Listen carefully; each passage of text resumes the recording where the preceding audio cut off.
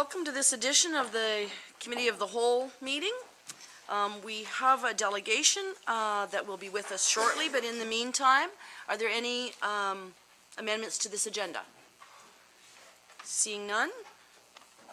Are there any disclosure of monetary interests? Again, seeing none. And it appears our delegation is here, so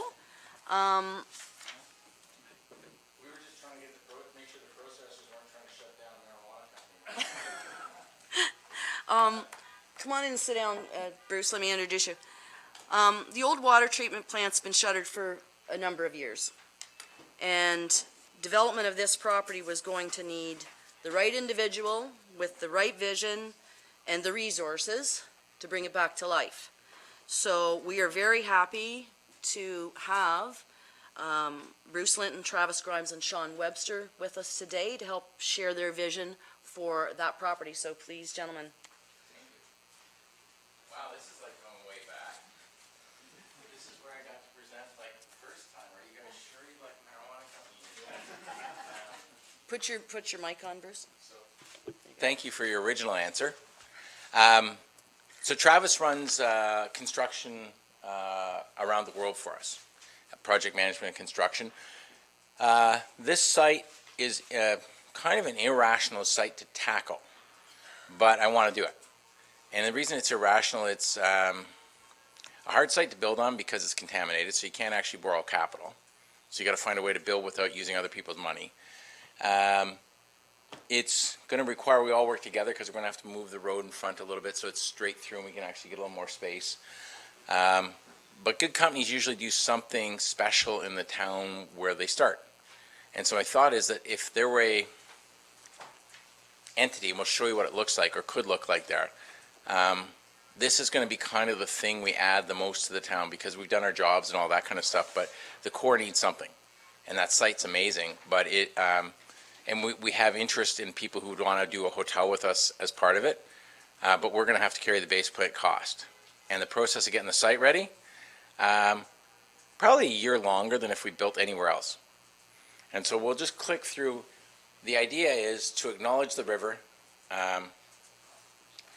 to be in a situation where we use that footprint, which you could never get permission to create again, and do it in a way that actually looks upstream, not downstream, becomes a place where you would facilitate restaurants and weddings. You would have, I hope, over the course of your redevelopment, use of the pedestrian bridge in a form factor that's pedestrian, so we can actually think about wedding photos and linkages, not traffic. That becomes both office space for Canopy and appropriate accommodation for the people who come to visit us, and so that if we wanted to have other functions in this community that needed more hotel rooms that were of a higher caliber, this would be the location they are. We think that it can probably facilitate, one of the aspects is for sure heritage. We really do like the original building as a heritage site, but you should know, like the other red brick building, which is in our opinion pretty normal, the problem with the heritage building is if it is truly heritage, it has value. If it isn't, it has cost. And so since things like the Hershey factory were left empty, they have an earthquake standard in the province of Ontario. Travis can precisely describe how costly the earthquake standard is, but it caused us to take all of the brick off of part of the Hershey building so that we didn't have to build an exoskeleton inside so that we could actually use it. And so the most old building, which is a sort of a light colored stone, we would like to incorporate, as you can see in here. Actually, you can see it a lot better on our screen than yours. That becomes essentially, you leave the walls intact. You have to put up a full steel structure so in the event of an earthquake, none of the stuff would fall down and land on anybody. But then it becomes an exposed environment. It blends the steel and the old stone. The rest of it, hard to see, but yeah, right here. So to Bruce's point, we've got two different building structures here. So what we'd like to do is we've presented two options here. One is keeping with both heritage facades, and the other is keeping with the larger heritage facade, and then removing the red brick and putting up a new glass facade or envelope across the front, and then remaining steel structure inside, kind of giving it an open, exposed look. And maybe, Travis, when you're up there, you should describe the most left portion. Yes. Oh, yes, sir. You can mention on Mike what Travis is saying, just Oh. for the people at home on Cogeco. Sure. So Travis just described there's two buildings that were contemplated as historic designation. One of them is a original light stone. The other is a red brick. Our preferred mode is to preserve the light stone and demolish the red brick and basically put a glass facade envelope that would allow you to still see the original building through that, but incorporate it into the design. And what we're looking at is from left to right. The lowest portion of the geography, we'd like to have the tallest building. So it look like a sort of three-step from the left-hand side down to the up the river side. And that's because you can then contemplate on the rooftop of the first level having, so this is an image which shows what could be on the left-hand side office space, the right or center portion hotel, and then the lower portion becomes essentially commercial. And commercial means for sure restaurant with decking using the footprint and then hanging over into the water essentially, so you'd feel like you're really in and part of Smiths Falls. And that we want to have the ability to host medium-sized events there, but also that we can have, that could be a wedding or it could be a small cannabis conference, it could be whatever. Use the hotel for that purpose. And ideally over time, there's a way that we get rid of that bridge and rebuild it so it's a connective piece rather than a former weir that doesn't work anymore. So the dialogue with the town, I think, is both about that aspect and the pedestrian bridge coming back to having function.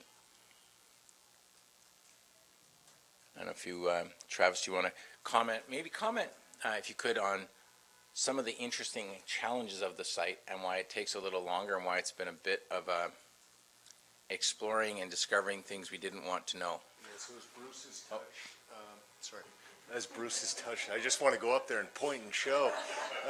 As Bruce has touched on the contaminated, okay, great.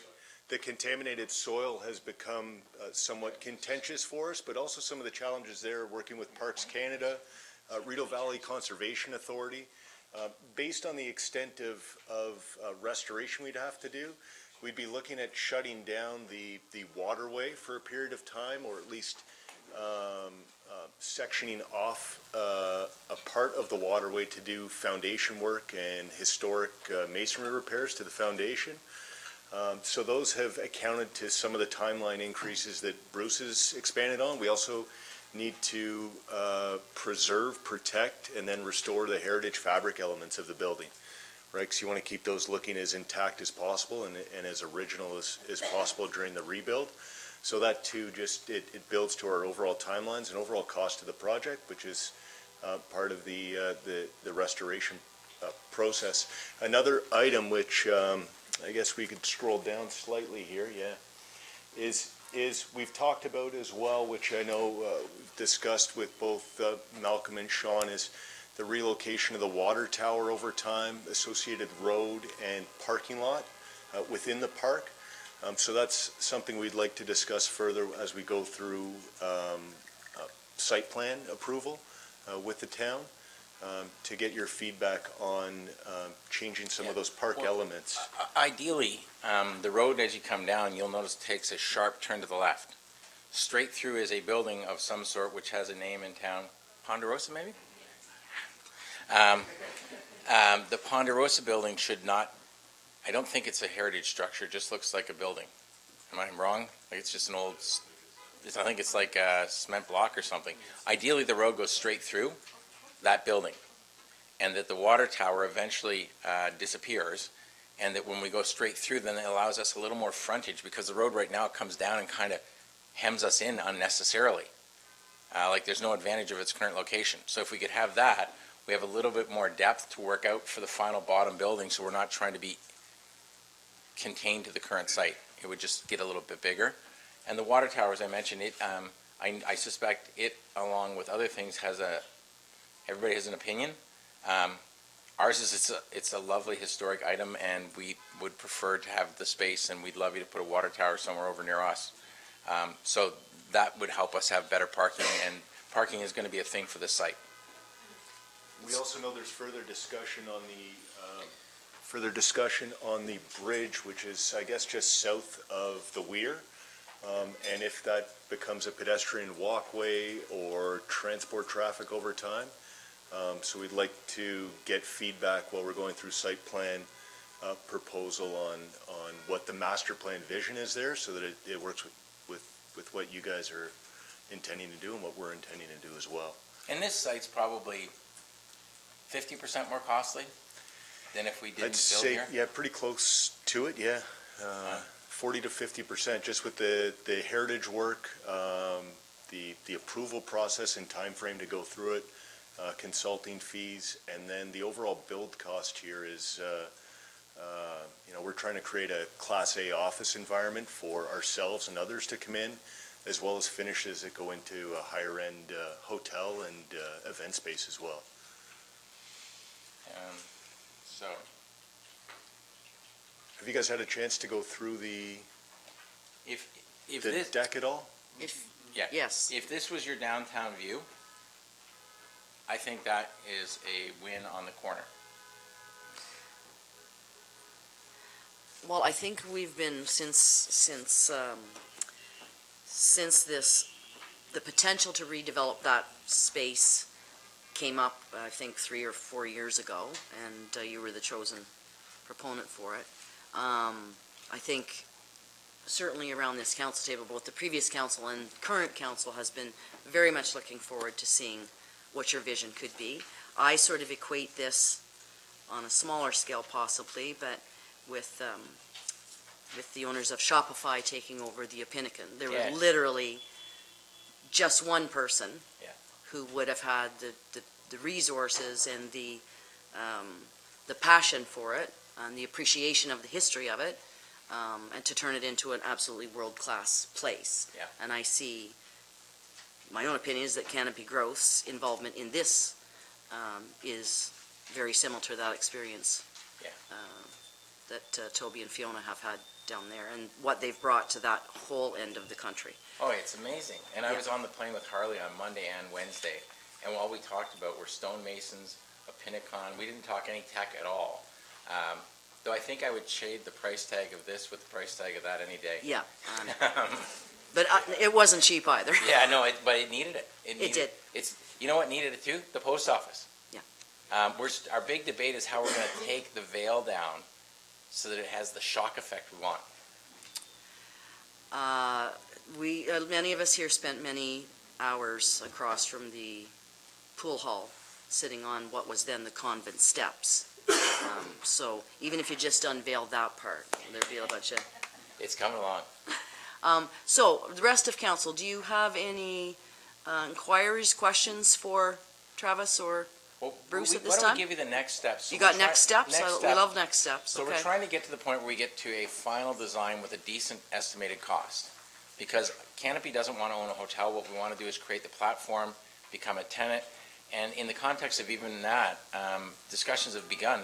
The people I spoke to last week about the hotel said, why do you actually want to even own the building? Why don't you just become a long-term tenant? That's exactly what we like to do. So if we get to the stage where we can actually have a clear answer on, can we move that road? Can we push the site a little bit bigger at the bottom? We get to a final price on an estimate, which is more like a Class D, maybe a little better. Maybe a C, yeah. Then we can actually take this to funders. Even though we have cash, the best use of our cash is not building the buildings we occupy, it's paying over time the lease. And so I think we might be able to get this thing to the point where we're coming back for a bit more final approval and we're putting the funding package together. But it feels to me like if we don't have this sort of locked down and the building permits requested and we're still, we're not in 2019, we're not getting it done.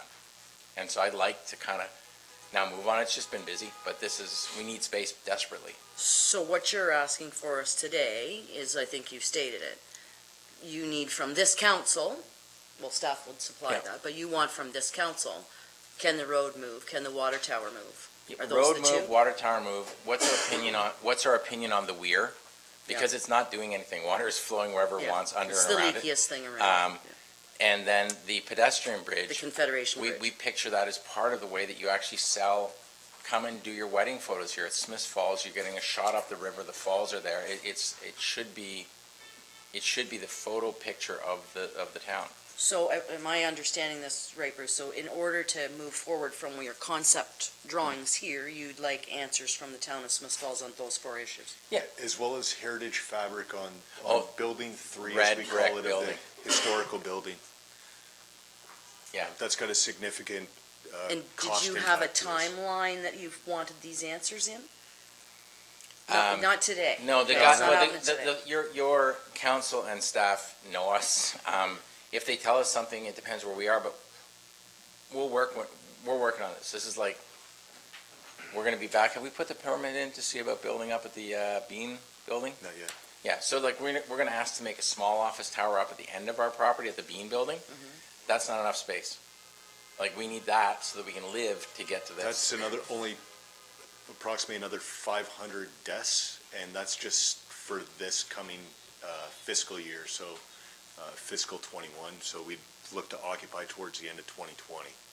And then this would come online around the end of, or start of 2022 for us. We can't keep up.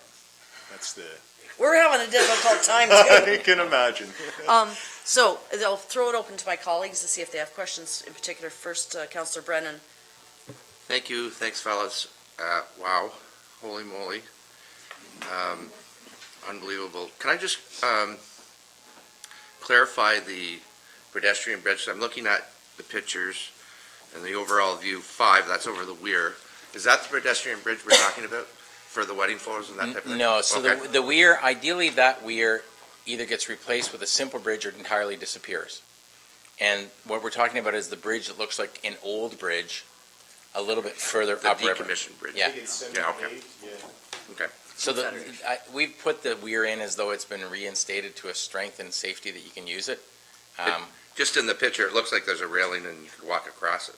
Yeah, we would like, if that weir disappeared entirely, that would be positive. And if we did anything, it might be a simple span bridge to connect us over. Yeah. But there's stairs around and up to Main Street. Yep. If the other pedestrian bridge is in play, I don't know that we need any infrastructure that's there. We talked about reinstating the falls. Yeah. Having the falls. Yep. Okay, Thanks. Councillor Dwyer. And by the way, congrats to the new councilors. I know I haven't made it to council since you got elected, sorry, but congrats. Thank you. And one of our new councillors is Councillor Dwyer. Thank you, Madam Chair. This is a really exciting proposal, and I kind of, as much as I love having you guys in town, I wish somebody with your vision took over the Chateau Laurier project, because I feel Oh my like you guys have a much God. better understanding of what good heritage design looks like. Full disclosure, I've got a master's in heritage conservation, so I'm going to tell you right now that my sentiment is that I want to see that red brick building stay as well. Knowing the history of this whole property, I think the transition and the evolution between all of the buildings on the site tell part of that cultural story, the less tangible history of the site. So my sense is that I would like to see them stay. I know that's not the answer you're looking for. The only other piece that I wondered about is when you're talking about reorienting the road, rather, there's the original stone arch dam.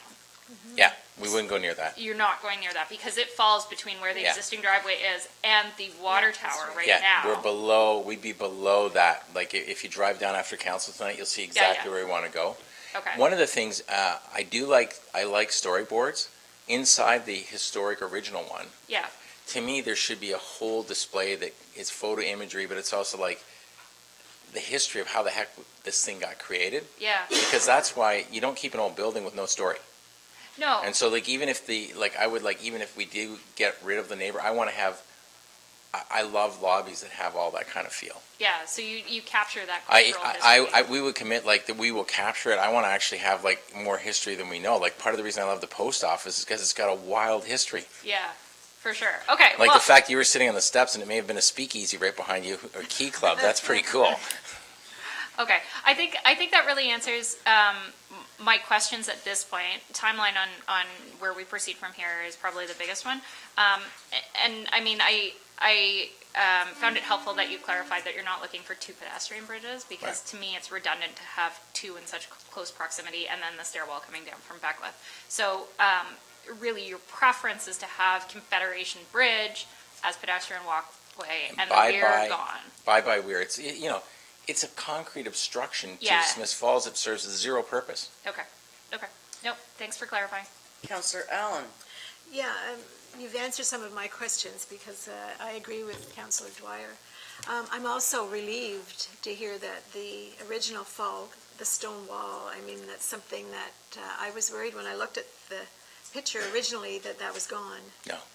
So I'm still trying to figure out how, your roadway would go behind that then?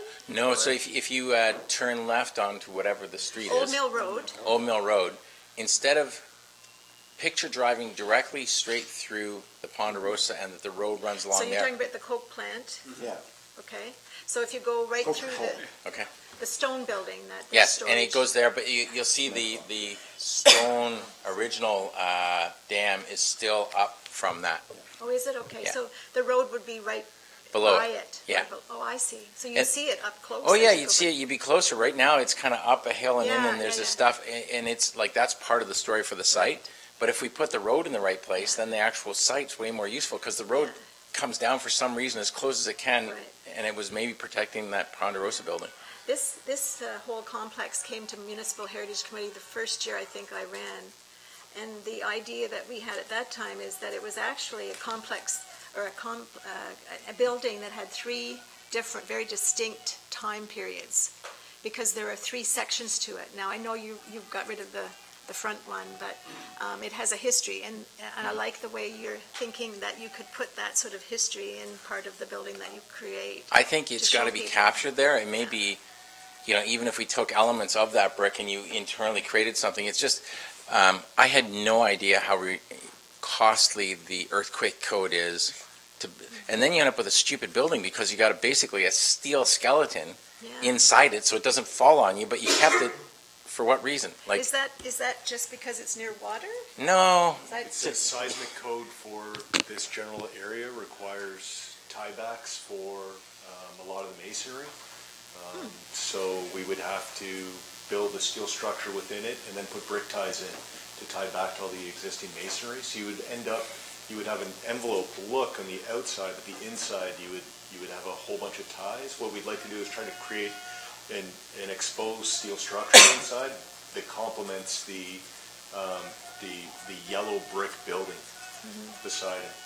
And we've also got kind of a vision clash between the yellow and the red right beside them that is not.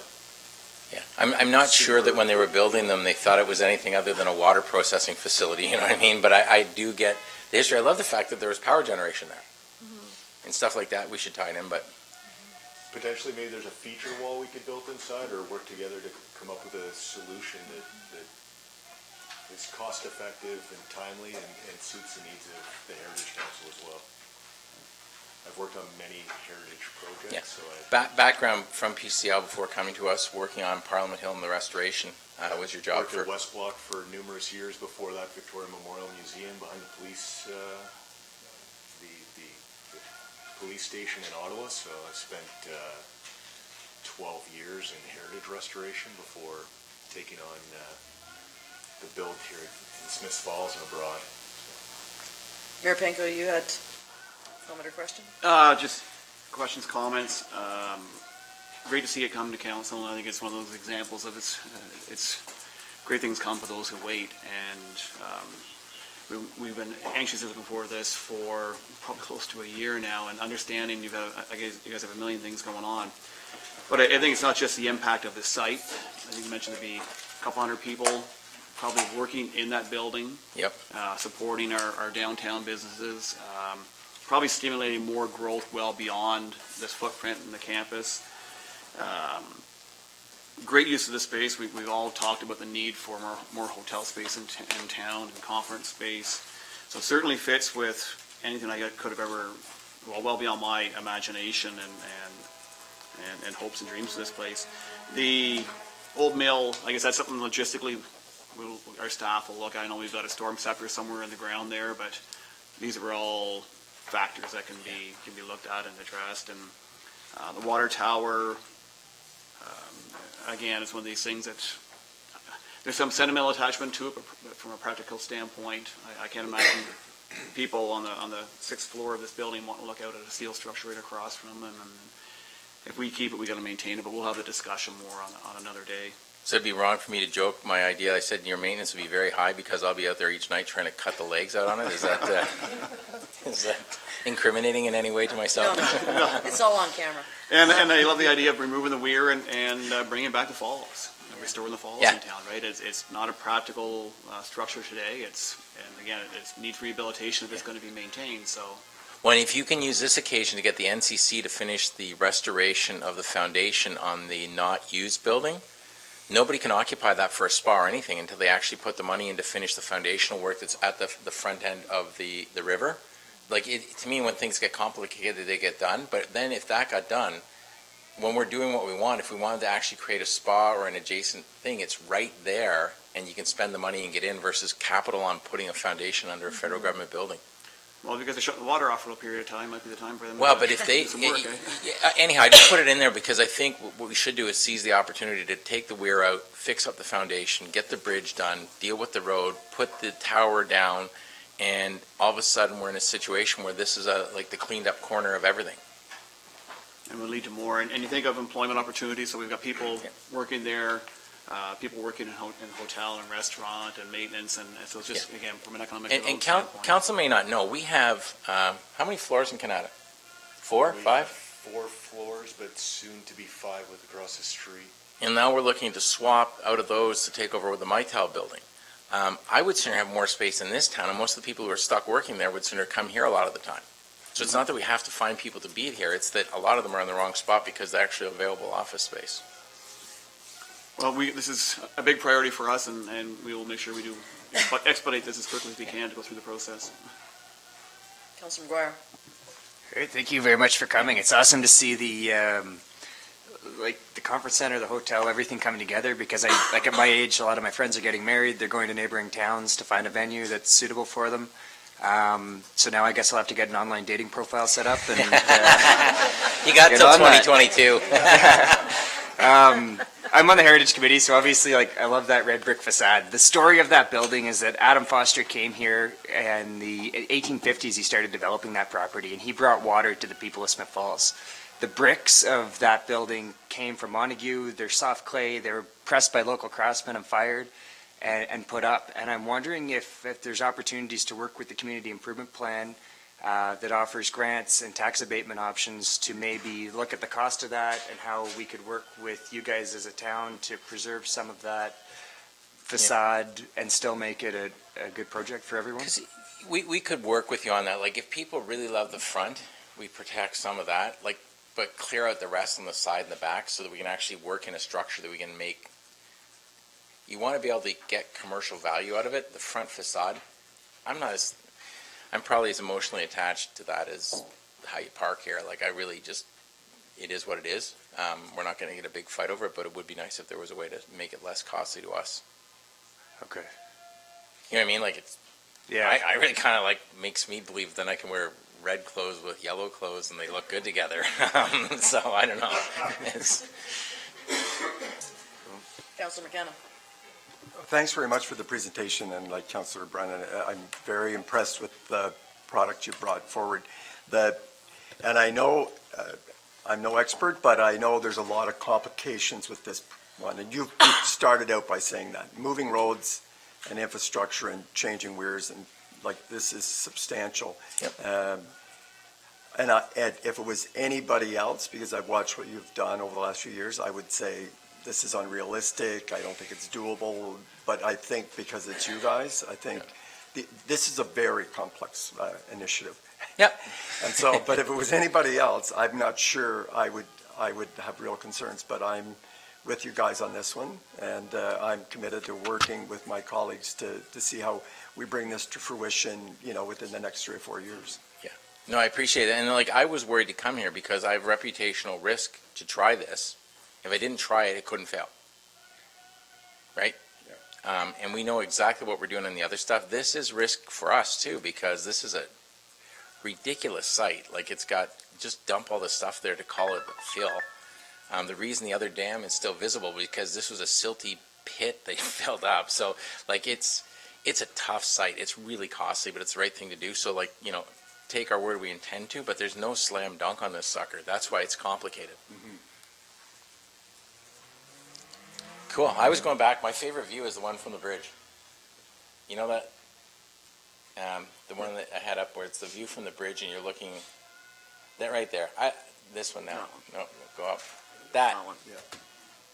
That's, like if you picture that became the downtown core, and that's what you saw from the road, and when you came the other way, you had this great deck and a venue.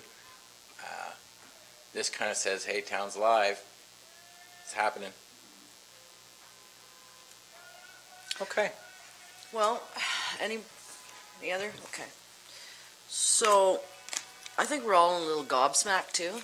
We got this afternoon and we're still processing it. I think like all of my colleagues, it's impressive, and I think we have, having lived here and seen it for so long, I think we are not as familiar as you two gentlemen are going to be about the problems and mitigating the problems here, but I think we have some sense of it. Yeah. And that's why, not unlike Councillor McKenna, I think you're the men for the job. Yeah, no one else is coming to town to build this either, by the way, so you won't have that risk. It's not entirely rational. Okay. Well, we like, your rationality is quite attractive here at this table. Anyhow, thank you. So thanks very much for coming, Travis and Bruce, and Sean Webster was here as well. And we appreciate this, and we'll be digesting it for a little while. But I'm sure the staff, you'll be hearing from us. Thank you. Thank you.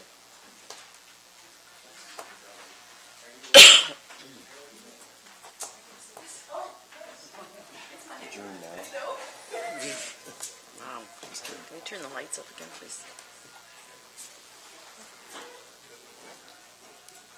Lights.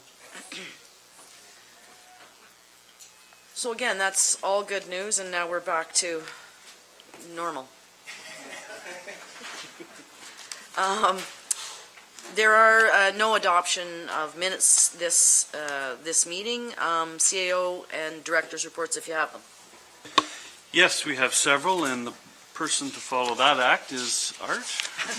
No? It's Jennifer then.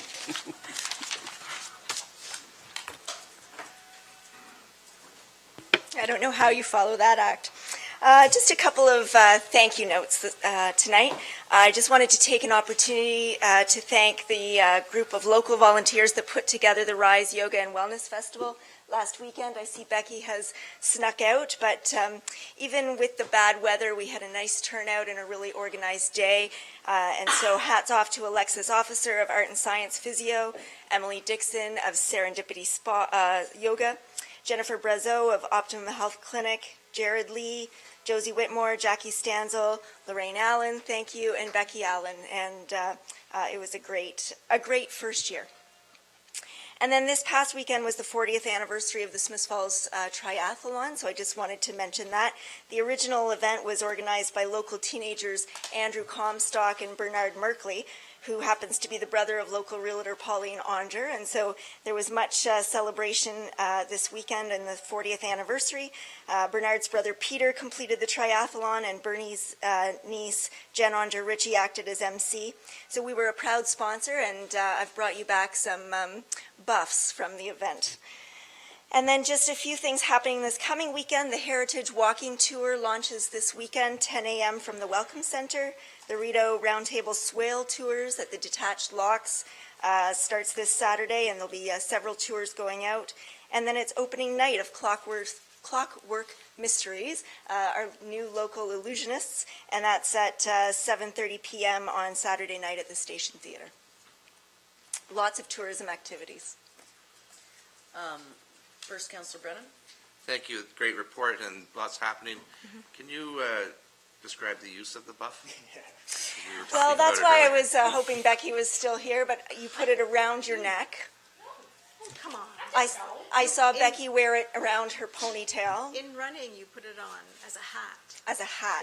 There's you are. several ways to make a hat. And you put it on your head to keep your hair back. It's Or you optional can put then. it around like this. Counselor Dwyer is going to look on Pinterest and Or you can put come it back to in us with point ideas. Excuse me, or you can just watch Survivor weekly, and they will show you how many uses there are for waffles. Councilor McGuire, did you have a question or comment? No, that was it? Okay. We're really losing our focus right now.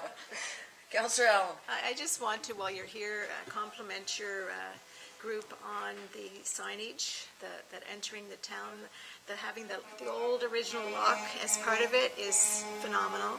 And also the pedestals that are complete.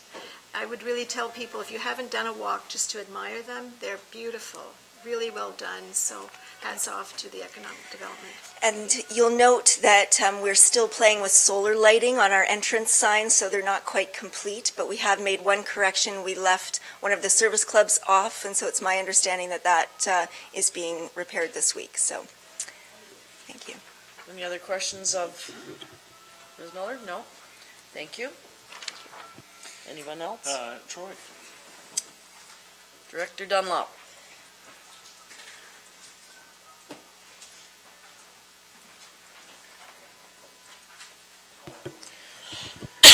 Thank you, Madam Chair. Three updates for this evening for the committee and all water system related. Last week on June 17th and 18th, we brought all of our public works staff in for training on our drinking water quality management system. That training session was delivered by the Walkerton Clean Water Center. The purpose of the training was to increase awareness on the town's quality management system structure and outline how every person who is involved in the water system has a key role in delivery of safe drinking water. Essentially, the training provided oversight on the provincial drinking water quality management system guidelines, including the 21 elements that govern how that plan is administered. In general, the focus of the QMS, of course, is to deliver water with the underlying objective of achieving continuous improvement. So, as issues are found, we identify root causes and implement procedures to make sure we don't have reoccurrences. So that's the nature of the QMS. So a very good training session for all of our workers last week. Tomorrow we have a big activity happening at the intake of the drinking water plant. We'll have divers in the river upstream of the Abbott Street Bridge. They're going to be doing examinations of the intake structure. They'll be looking at the structural condition, taking photographs and video of our zebra mussel intake system to see how it's performing and whether there's any issues that we need to address. That was part of our capital budget for this year. So the taps will still be running when we do that. We'll be running off of reservoirs during that period, so we're very eager to see the outcome of that tomorrow. As council is also aware, the TSSA had issued orders against our water treatment plant through our regular inspections in 2018 of the fuel systems. And going back to April this year, we sought approval from council for out-of-budget expenditures to address some modifications to the diesel piping systems and also some compliance matters with the diesel generator located inside the plant. Pleased to say that all those improvements are now done. We are just in the process of waiting for a final inspection from TSSA, and hopefully that order will be lifted. So getting some projects knocked off the list early in 2019. Any questions for Director Dunlop? It was so thorough, we have no questions. Great, thank you. And CAO Morris. Thank you, Madam Chair. Two items this evening. The first is a reminder that the Association of Municipalities of Ontario conference is coming up in August, mid-August, I think the 18th to the 21st. And of course, they're hosting ministerial delegations with provincial cabinet ministers. In the past, we have made delegation when warranted to have a discussion about a provincial policy that we may want to provide advice on changing. So staff had a discussion about the projects that we're working on, and one of the hot button issues right now is Bill 108 that was passed, and there are a lot of layers to that. It was essentially an omnibus bill. We've had a discussion at the Eastern Ontario Mayor's committee, and that's likely something that the mayor's group will take on, so we don't think there's any point in necessarily this council doing it alone. There's certainly strength in numbers if we work with the mayors from across Eastern Ontario. So if we take that one on off the list for the sake of discussion, the one that staff came up with was a regulation within the Funeral, Burial, and Cremation Services Act. So for those that aren't familiar with this, I'll give you the Reader's Digest version. Anyone that operates a cemetery, whether you're a municipality or not, is required to set aside monies, a portion of every plot or a sale of the cremation niche. Yes, thank you. You need to set that money aside and put it into what's commonly known as a perpetual care fund. The policy rationale for that is that if a cemetery were to become insolvent, then there's a pot of money to continue running the cemetery. It's highly unlikely a municipal cemetery would be in that position. It probably applies to a private cemetery or a cemetery that a church runs. Not so much of a risk, we think, with a municipal cemetery. So this money goes into the reserve. Our reserve stands at just north of $500,000. It's money sitting in a reserve that we cannot touch. The only monies that we can access is the interest earned on that money. And to give you an idea, in 2018, the interest was about $5,200, so it's really not a lot of money. So the case that we suggest that we make is we ask for an exception to that regulation for municipalities so that we can free up that money to make capital purchases like a new columbarium, which we're going to need probably in 2020. They're not inexpensive. So this would effectively take capital purchases related to the cemetery off the taxation budget and put it and draw from the reserve. So that's in a nutshell what we'd like to make a case. So with council's endorsement, we would like to bring that forward as a delegation request. We have until Friday to do so. So perhaps I'll pause there. Councilor McKenna. Yeah, I've heard of this issue, and I'm supportive of it going forward, and I suspect we may be the only municipality in Ontario to have a delegation on this topic, but there's a few others that are interested, right? And do we know if they're, or it doesn't matter, I'm supportive of it, and if we can get more flexibility on that, that would be terrific. Thank you. So that's a good point. It's probably not a widespread issue because, as it turns out, very few municipalities run the cemetery. But there are some out there, and we've reached out to a few to see if they're interested in jointly bringing this forward. So I think this was one of the first issues that I heard about when we took our seats at council. So I am also supportive. Anyone else wish to voice an opinion? Councilor Dwyer? So just a couple points of clarification. So if we're using money out of the reserve perpetual care fund, is the idea that it would be replenished to constantly get back up to that 500,000? Or we will eventually just deplete our reserve? So good question. We could develop policy around maintaining a minimum balance if council chose to. But the idea would be to use that money and continue investing the interest. Hopefully someday interest starts to bear a higher rate than it does today. That's part of the problem. We're just not producing enough. But clearly if we diminish the balance, we're going to diminish the interest-making potential of that reserve as well. But we're a long way from depleting it right now with over $500,000. So my suggestion would be to see if we can get the change in place and then develop a policy around perhaps a minimum balance that we're comfortable keeping. Okay, I'm fine with this in principle, so long as we're not, tying our hands to using that reserve as part of this. And sorry, this is something that came to light from our municipality that we're bringing forward. Nobody else is really leading the charge on this. To my knowledge, I'm not aware of others leading the charge, but we have reached out to a few to see those that we know have cemeteries to see if it's an issue for them, Okay. just to give some strength in numbers. Yeah, some feedback on that and what that actually looks like would be helpful.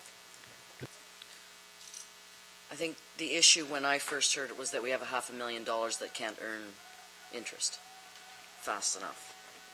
That was my issue with it, is that $500,000, we should have it in an account somewhere where it can work for us. Any other comments or questions with regard to Mayor Panko? Well, just, yeah, this has been going on for about a year, and there's been a change in the minister of that department. But, really, I think we have the power of taxation to make sure we'll always look after our cemetery. And with small cemeteries don't have that same ability to raise funds.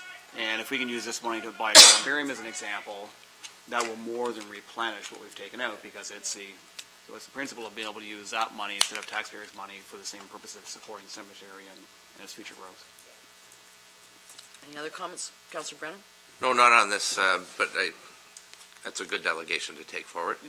The other one I was thinking about had to do with the Ontario SPCA, and they were pulling out of investigating cruelty to animals and putting on police forces. I don't know if AMO has a position on that, but that's something that's been downloaded to us, and might be something to consider. Through the chair, yeah, I know AMO raised it, but I think at this point we're trying to quantify what that means. So I know Chief McGilvery is trying to define that, the problem. So so that's a really good point. If we're comfortable we've defined the problem for Smith Falls in terms of the financial impact, then we could certainly apply for delegation if committee supported that. Okay, so in terms of process, do you need a vote, or do we just need to have consensus that you will take those up Yeah, with delegations? consensus is fine. Fine, and we have that, I believe. Okay, thank you. Anything else? Madam Chair, for Yes. both? Any objections to both? No, no objections. Great. One more item? Yes? Just a reminder that next week is a week off. Monday is July 1st. So we've added a special council meeting this evening, meaning we won't need one next week. So we're back here again for committee on July 8th. Happy Canada Day. Thank you. Thank you. Okay, we have 3 correspondence items. One, a letter dated June 13th from Mary Kate Bridson on the correspondence respecting Beckwith Street for council's review. That letter is available on the town's website for the public to view. The next one is a letter dated June 19th from Mr. Glenn Castle, again regarding opinions regarding Beckwith Street, and that is also for council review, and Mr. Castle's letter is also available on the town's website for public view. The third one is a letter from the Township of Montague dated June 12th regarding notice of passing a zoning bylaw, and the recommended action is for council's information further to comments provided by Clerk Costello on, I believe it was in an email or a report from May 17th. And that is also for, well, that's for council's information.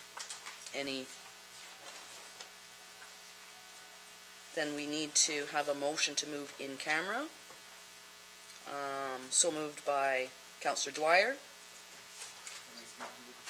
Sorry? Yes. Just, I believe I have previously declared pecuniary interest in item 7A, the in-camera item 7A. Okay.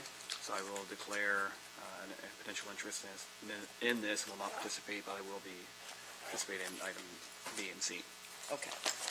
Then the motion is by Councillor Dwyer, seconded by Councillor Allen. All those in favor? Excuse us, ladies and gentlemen. We'll be back.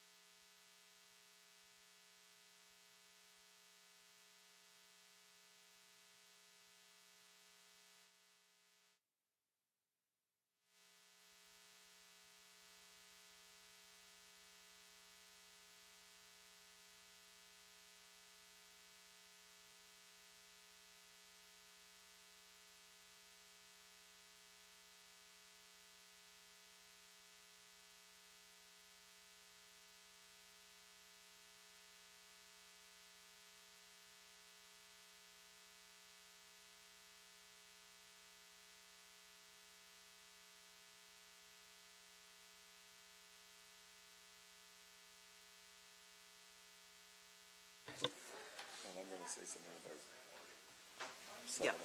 Thank you, ladies and gentlemen. Council has returned from the in-camera session. The rise and report on 7A is that Chief Cheeseborough updated council on a potential litigation matter. I will stop right there because before I even do finish that, Councilor McKenna. Yes, I went into the meeting, realized the topic, and I have a potential conflict of interest, so I left that session immediately. That's correct. So then moving on to 7B. Both the mayor and Mr. McKenna joined us for that one. From that meeting, there were some committee appointments that will come forward through to council tonight. And 7C, we adopted minutes of previous in-camera sessions. So that is it for the rise and report coming from our 3 in-camera sessions. So we'll add it. We'll add the committee appointments to 8IJ. Will it go to J? Yeah. So committee appointments will now be 8J. Thank you. Okay, so moving on then to priority issues. 8A is with our senior planner, Mr. Grinke, for CIP application funding 73 to 77 Elmsey Street North.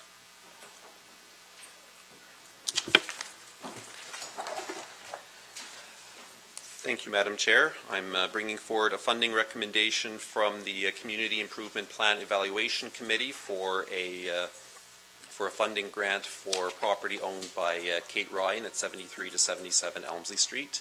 This is the property that's right across the road from this office and from the library that's been undergoing some renovations over the last couple of years.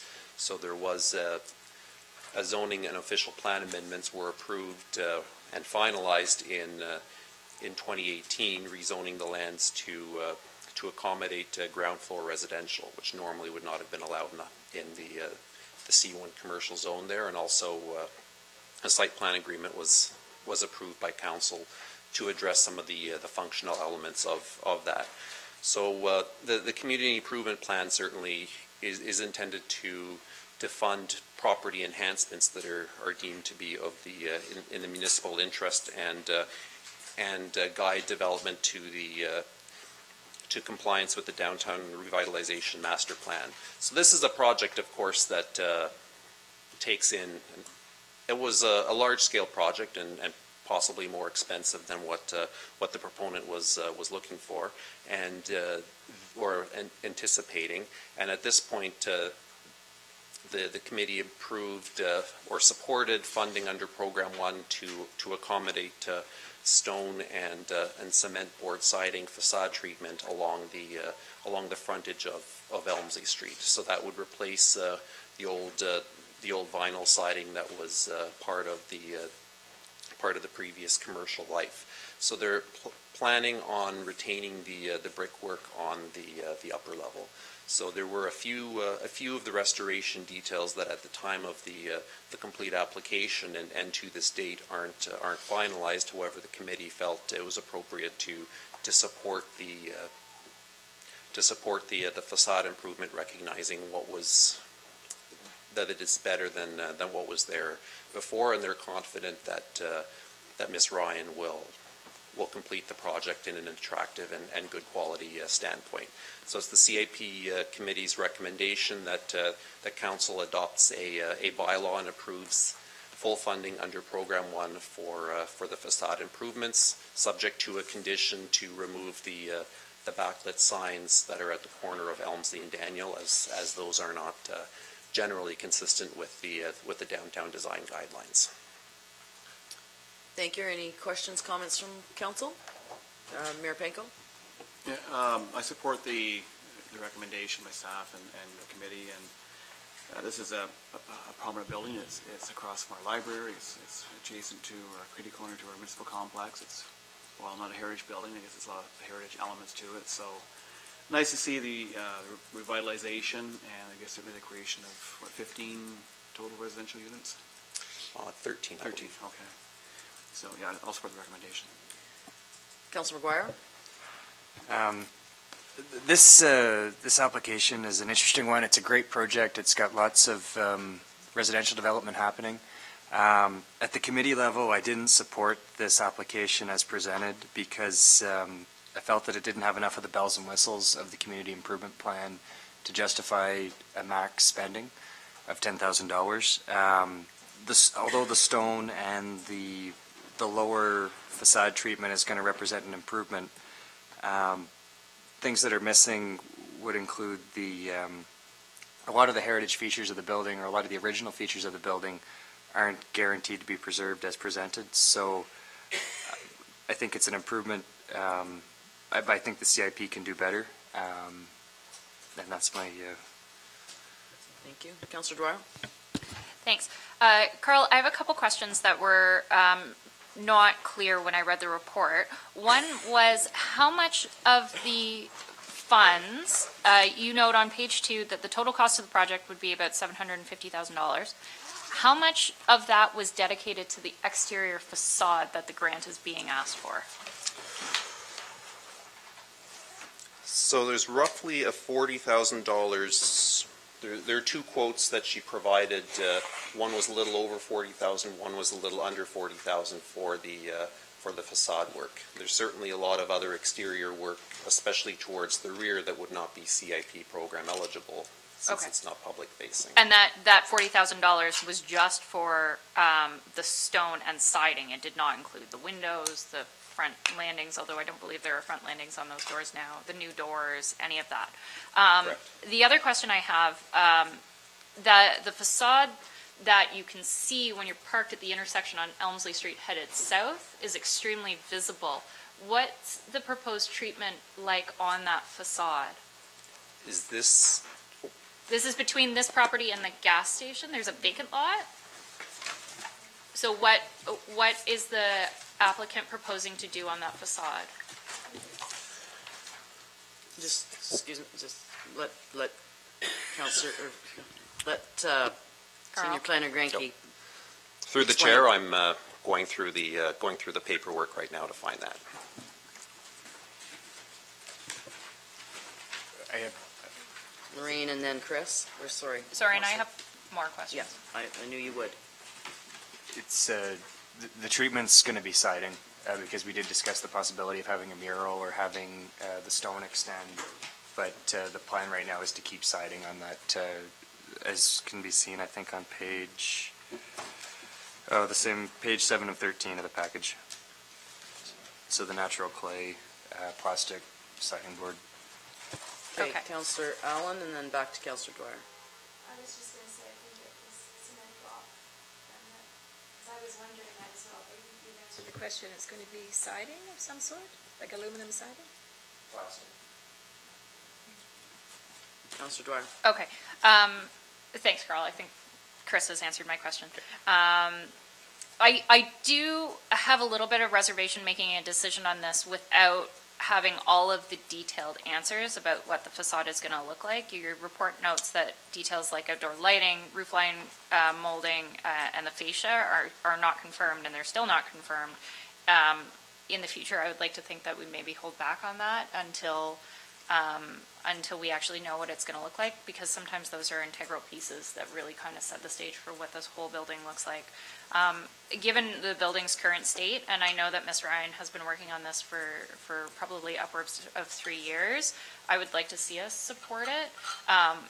But one of the comments he made was about, that this is dramatically better than what was there, and thus we should support it. And I have issue with that, because I think not unlike the site plan that we approved at the LCBO Otis Mall, we need to start setting the bar a lot higher. And while it's an improvement, it is. And I know that Kate is trying really hard to make this building look good. I think we need to start coaching applicants on how this could be really spectacular. This is such a prime building across from what's going to be our town square, and we want to see that become a really usable space. And this doesn't quite get that there for me, particularly around the size component on that commercial storefront. You know, that was supposed to be a usable space for a cafe or an ice cream parlor or some usable retail space. And what has ultimately ended up approved is not going to do that. So I'm okay supporting it, but very cautiously, and I would like to see something a lot more impressive for the next CIP application. Councillor Brennan. Yeah, I support it. The applicant is investing $750,000, and I have a connection to that building because there was a drugstore on the corner that my father owned. Yeah. So I'm glad to see that particular corner. There is still a provision for commercial space. Am I right? It's very small. The zoning has a requirement for a commercial space. It is provided, though it's very small, and How it's small? hard to, roughly, it looks like it's around 250 square feet. It certainly limits the overall range of uses that could go in there. Okay. Do you have some data? Just out of that 250 square feet, there's a panel of electrical meters, so it's a really limited space, and it's limited by design, and that goes into part of where, to me, the CIP should be inspiring better development, as much as we need the housing and as much as it's a great improvement. Yeah, I think I think I need to be careful about telling people are investing that much money. I think it is a great improvement, and I don't know if anybody else would come along and decide they were going to put that money into it, and now it's going to be refurbished, and now we have new apartments there, and maybe a newspaper stand or something. But I'm happy with. I think I have another question though. Just came to me. Given that that commercial is a commercial space, if that wasn't there, would it be eligible for CIP funding?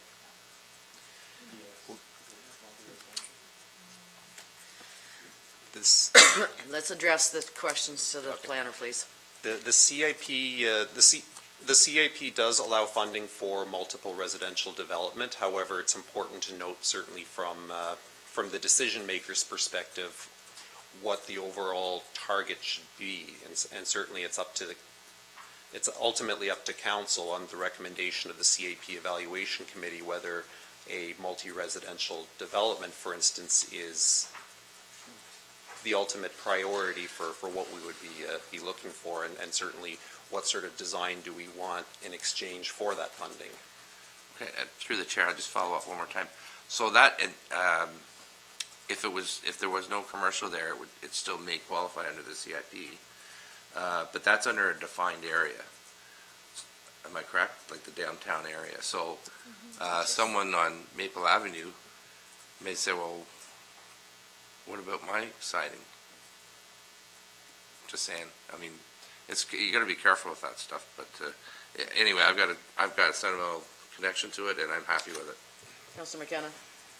Yeah, I'm with Councillor Brennan on this one. I think there's a substantial investment, new housing, and a terrific improvement, so I'm supportive of the application, the grant. I, too, am supportive of the committee's recommendation because Ms. Ryan has spent $750,000, but I do agree with Councillor Dwyer somewhat. If that project was being started under this council today, then it probably would look different. But because it was started 3 years ago, then things have happened in that 3 years, and so I am supportive of the committee's recommendation, and I am supportive of Ms. Ryan having this, spending that money to better that, and I don't know if that part is even in the defined DBA area, that corner. It's on the Yeah, anyway, it's irrelevant anyway. But I will echo Councillor Brennan's because I lived a block away, and the pharmacy sold Malios, which were possibly the best chocolate bars ever made. But as soon as Louis Brennan wasn't there anymore, they didn't get any Malios ever again. If there are no other comments, yes, Councillor Allen. Well, I agree with Councillor Dwyer. I also, I think we need this type of housing, and that's one of the reasons why I'm supporting this. But there was a point in what I read that she was choosing the stone so it matched the library, and at no point does a mid-century or a modern-looking building need to meet a building beside that's historic and a heritage building. So I think that there needs to be some clear, I don't know if we do a little booklet or a pamphlet, or we need to do something that people who are coming to us for the CIP money, and we want people coming, because it is supposed to enhance our downtown and allow people to do a better job of what's, like instead of using the flat behind lighting signs, they're going to do something much more interesting and more true to the heritage building. However, I think that has to be put out there so people know that. I'm not sure how she got that feeling that it had to match the stone in the library, but that's just not the case. It could be totally different, but I think that the people living in this, it's very well rented, and I'm applauding this family for changing the inside, more in particular, because from the description, it sounds like those apartments are going to be lovely, and people are going to be able to stay there for as long as they wish, and we do need more of this kind of building. The CIP, though, I think what Councillor McGuire was referring to, the CIP was designed to do extra things, not just to provide a building that's going to be better, but to provide lighting that enhances it and makes it really stand out. And I think what we would really need, maybe this is something we need to tell the CIP committee, I think they need maybe a handbook or a guide. I don't know if other municipalities have such a thing, but people don't maybe understand what the whole point of it is. Councillor Dwyer. Sorry, Carl, can you clarify what this project actually scored as on the standardized scoring criteria? Because the scoring criteria actually did articulate some of those design features that Councillor Allen is talking about. So I'm just wondering how this project actually scored. My comment, Carl's looking that up, is this is the CIP's recommendation to council. This is this committee's recommendation to council. But it sounded through our Well, representative sounded that like it was someone divided. on the committee didn't agree, but the consensus at your committee level was that this was going forward to council. Is that correct? Yeah, 100%. It's the same as something at council. There's a vote, and it's moved forward. Okay. For me, the commercial space being less than viable, the creation of residential space at the expense of commercial space, which has been avoided in the past. And I think there are several that don't disagree with you, but then the committee needs to figure yeah, I just out- want to say that I didn't want the to come up committee needs to and rubber figure out stamp what it they're on doing. the. But yeah, I agree with both of you. It's not that I don't think anybody's disagreed.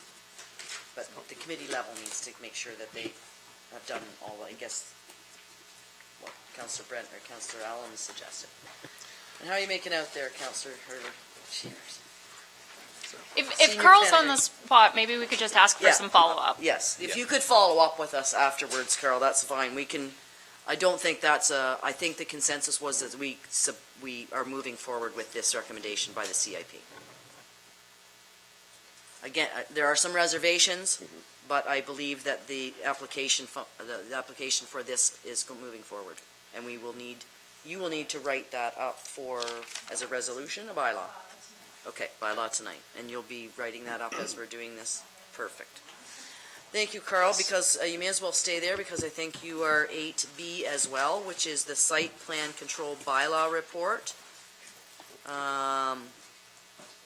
And if you have some information for us on that, although I can say as a member of the Planning Advisory Committee, as is Councillor Brennan, that body is supportive of this bylaw going forward.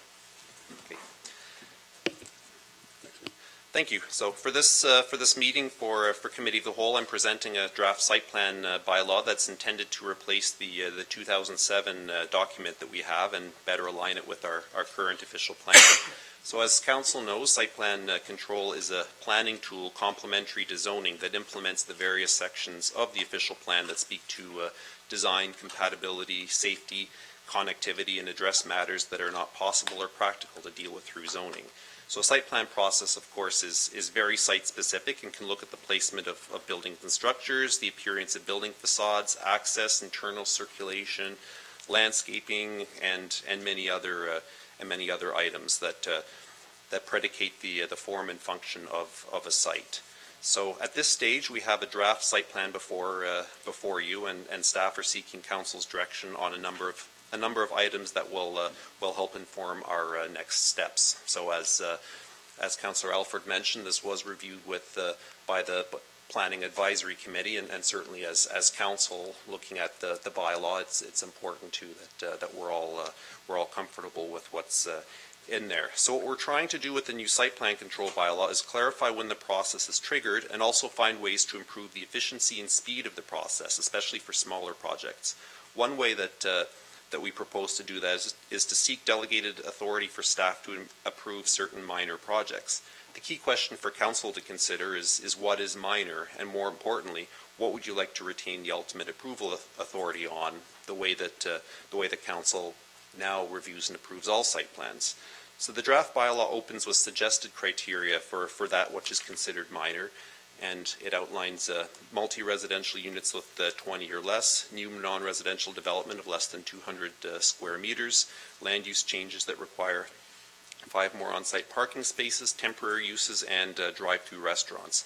This list doesn't need to stay as presented. There's no inherently right or wrong answer, and it is entirely the committee's discretion as to what scale of development be appropriately delegated and what development you'd like to retain the final approval authority on, as you do now. So I would not request, for instance, delegated authority for staff for larger site plans. I think that extra set of eyes, that level of review on those is in everybody's interests, including that of staff. The hope, however, is that by delegating the smaller ones that have local but maybe not neighborhood or town-wide significance, we would expedite the approval timeline for those. So the question, of course, is where do we set the threshold? The draft bylaw proposes a threshold, but that's not what we need to go by. So as we all know, we've not had a substantial volume of multi-residential development lately, although the volume of inquiries that have gone through my desk suggest that may change, and as such, this may not be a hypothetical exercise moving forward. Likewise, drive-ins are few and far between.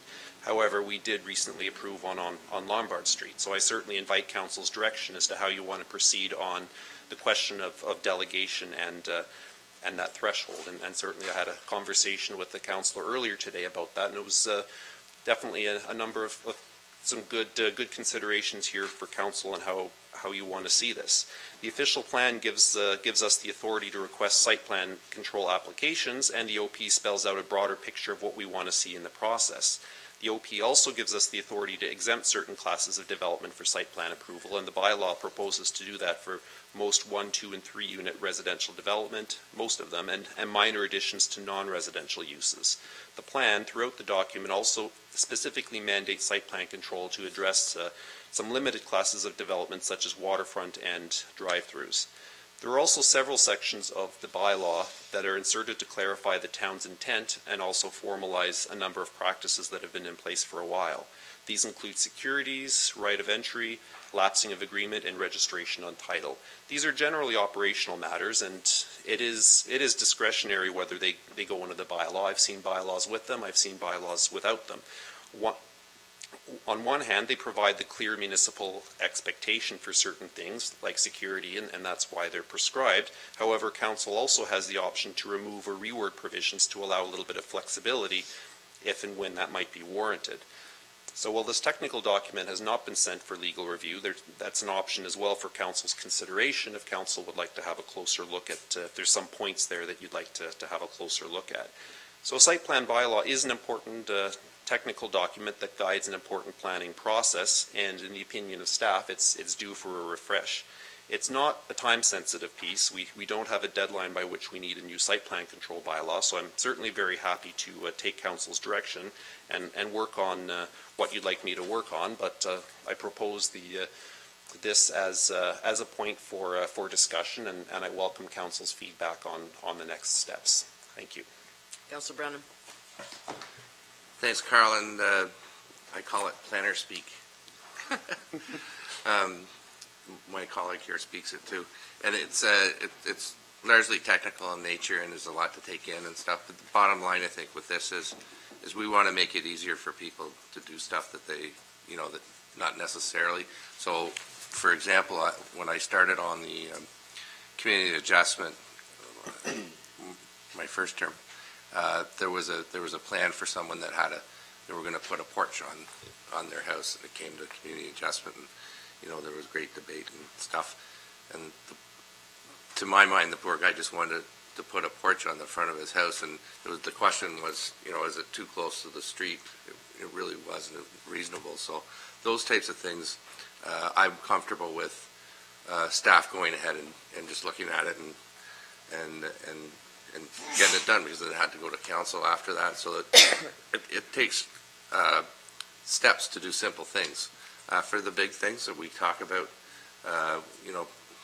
the Starbucks, as you mentioned, and that type of thing, we want to see that. I'd like to see it as a councillor.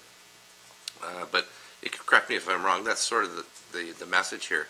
But I'm glad, because when it came to planning committee, first off, we wanted to take some time, read it over, come to you, ask questions, and then it came back, and now it's here for us to look at. So that might be an idea for council to consider if you want to think about it, and then approach Carl, who likes to talk planner talk. So, well, that again, to give feedback right in this moment, I think it might be.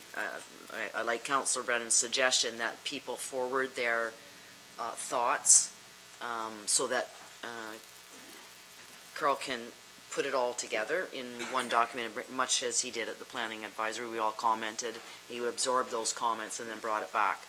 I think that might be a better use of our time, but you had a question? Yeah, I do, because I've actually already reached out and had a conversation with Carl about this. I would like to see it legal reviewed. I think a policy of this magnitude is fitting of a legal review. To Councillor Brennan's point, though, and I think you really hit the nail on the head, is having the opportunity for council to receive the meaningful development applications that we really like to see. And what I was concerned with when I read the classifications for minor site plan approval is that we are not going to have that authority anymore. So where, if a residential unit containing between 4 and 20 units was up for approval, that would not come to council.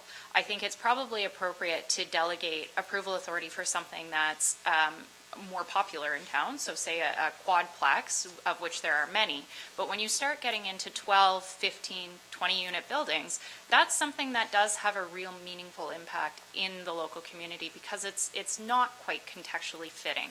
And to the example you use, drive-through facilities under this new policy would not come to the municipality, new or altered. Those would all be done through delegated authority. And I think those are the types of files that council really should have input on, and also use it as an opportunity to showcase what is happening in town.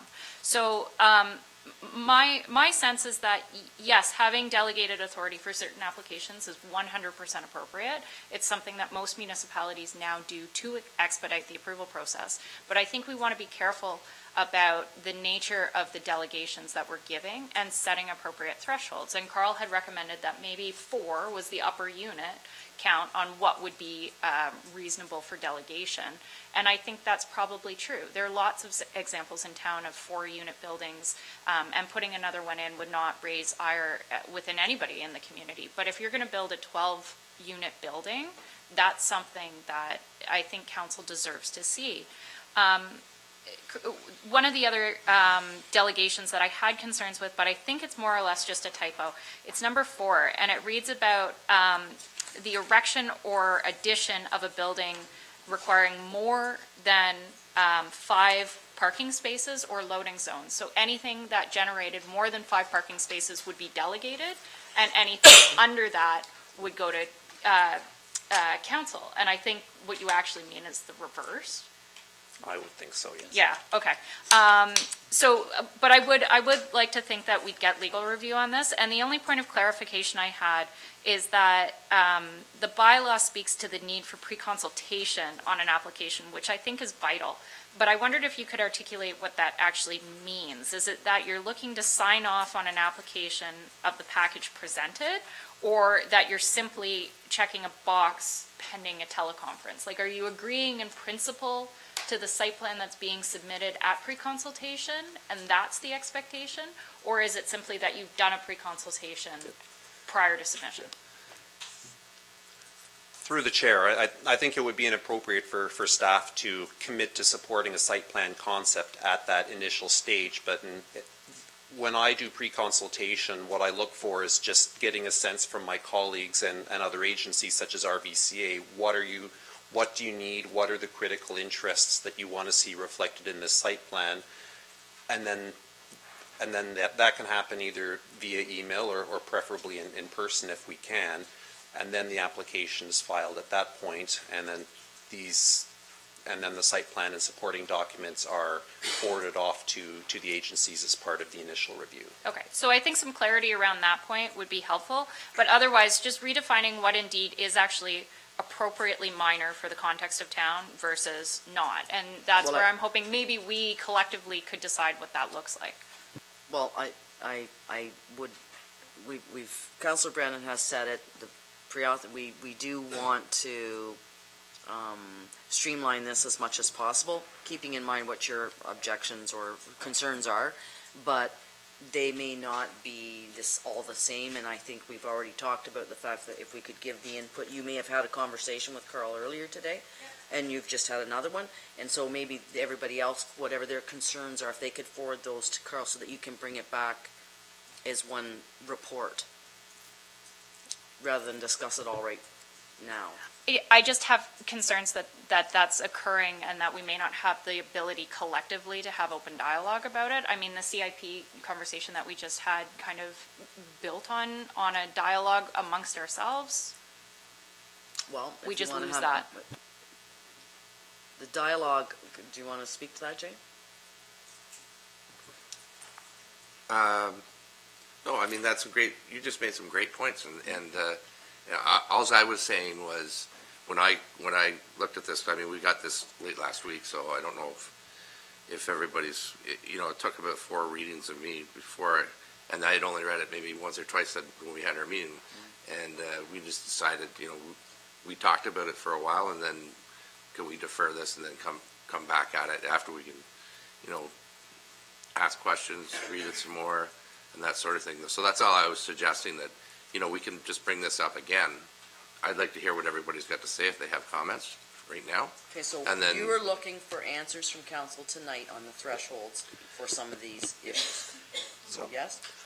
I don't think I necessarily need the answers tonight, certainly whenever they're available, and take as much time as you need. There isn't a deadline. What I'm sensing around the table is there's a level of comfort in delegating approval authority for small things, and the question that we all have here is what do we consider a small thing, and what does council want to retain the ultimate approval authority on? So I certainly,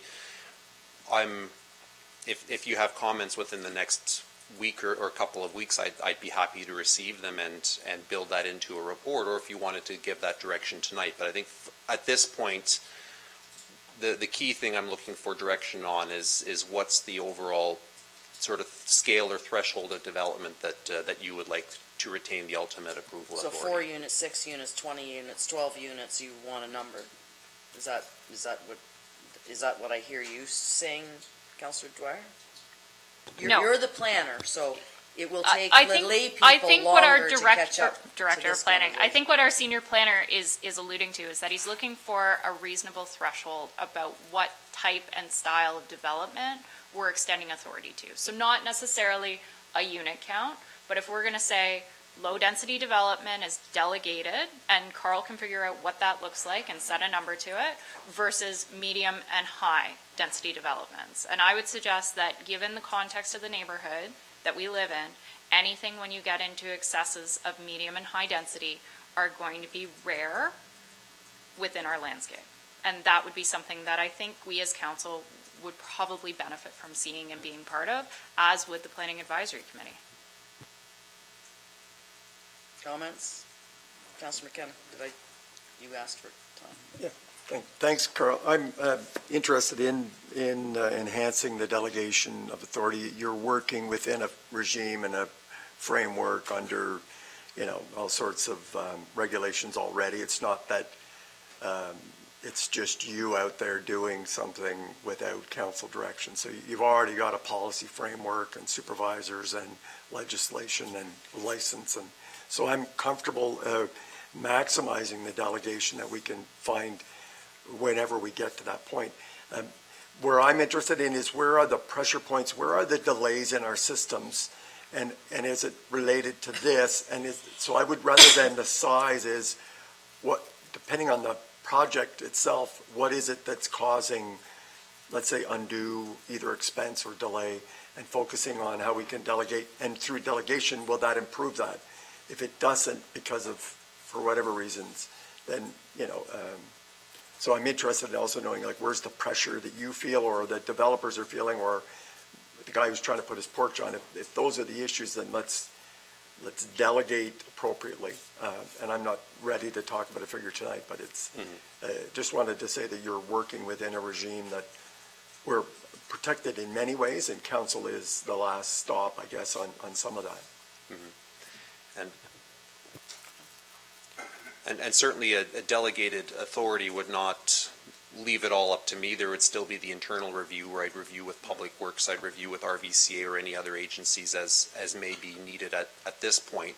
In terms of the timelines for which delegation may help, it's simply a reflection of the time for report preparation, for the meeting schedules. It's usually a matter of a few weeks. Sometimes a few weeks makes a big difference. The largest time constraints that we see in site plan applications is on the review, and once we receive an application, we provide technical comments. Sometimes it takes some time for their subsequent drafts to come back to us, but that's the normal part of the process, and I would suggest for the most part is the longest part of the process in an average site plan application.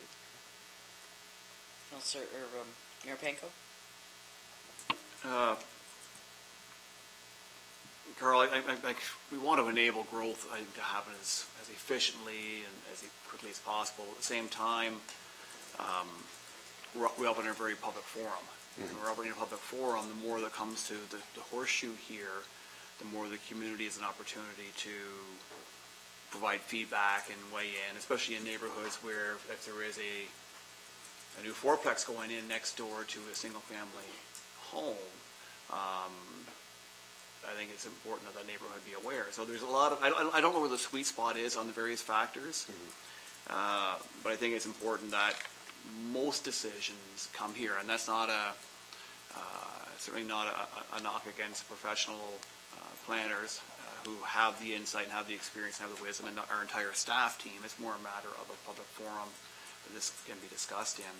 But so I would still prefer more coming here than not. I know it creates some delay in the process, but on a big project, 2 or 3 weeks probably doesn't make a significant difference, or even a month.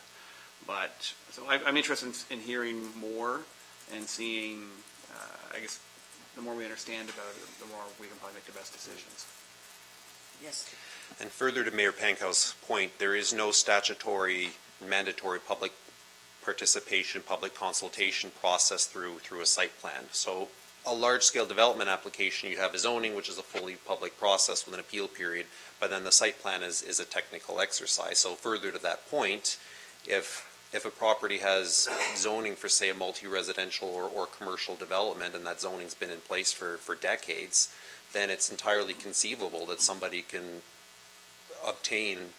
go through a site plan process get a building permit for a fairly large development, and there would not be a mandatory neighbor notification period. So I think that's where the discussion about how much do we want to keep in the public eye there, it's an important one, because it's a technical exercise and there is no mandatory public consultation. Some municipalities post notices at the site as part of a site plan submission, but that's discretionary, and it has not been the practice that I've used in the municipalities I've worked in.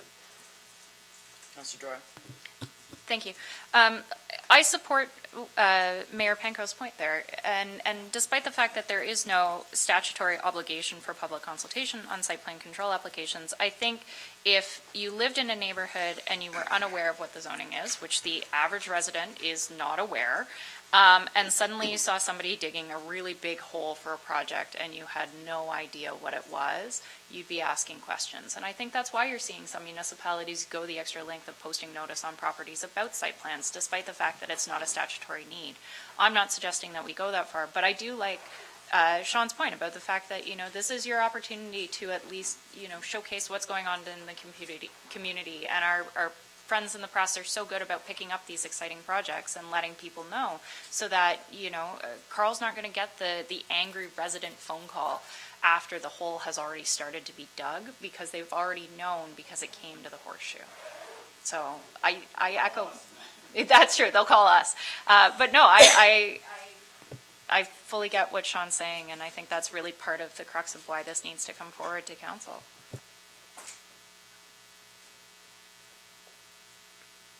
So we're finished with this conversation? Any other? I don't believe that we've given the direction that he's looking for, so where do you want to go next? Where does the councillors want to go next? Yes. If I might, obviously the gravity of this is warrants perhaps further discussion. So if members of the committee wanted to think about it, there's no tight timetable on this one, and perhaps we could bring it back at a future meeting and once you gather your thoughts. It's been a really helpful first discussion. Okay. Thank you, Carl. We'll be chatting about this issue again. Yes. 8C, accessible meeting location by our deputy clerk, Bennett. Good evening. I'm here tonight to request council support to move the July 8th Committee of the Whole meeting to the community center upstairs. We'd like to host an accessible meeting. We have a delegation that night that requires an accessible venue, and I've sought out permission from the community center, and the hall is available. So if council is supportive, we'll bring forward an exemption to our procurement bylaw, as it states that all council meetings are held here at the council chambers. There any objections? Yes, Chris? Thank you. Is there a way to make this easier in the future, that we wouldn't have to go through council every time we need to move the meeting for accessibility reasons? Certainly, through the chair, we could create an amendment to the procedure bylaw. However, it is under review, so it's something that certainly Director Costello can incorporate in the new bylaw. Councillor Brennan? There is a way we could not have to do this, is have an accessible chambers. Yes, I think we'll have complete consensus on let's do the chambers so that it can be fully accessible to our townspeople. And in fact, some of our past, present, and probably future councillors. So I think you have... Perfect. All right, we'll bring forward a bylaw tonight then. Thank you. Thank you. Okay, community safety zone removal, Cornelia to Main Street, and that's one is with you again. So tonight I'm bringing forward this report. You'll recall that the old St. Francis School in Ellerslie Street has closed, and at the time we left up the community safety zone area, which is the flashing lights and signage. We did this because it took a bit of time to review and make sure that there was not going to be any bus stops there, or that the school board wasn't going to use that for any type of venue that would need a community safety zone. So we've done a review over the past year, and I've spoke with the Student Transportation of Eastern Ontario as well.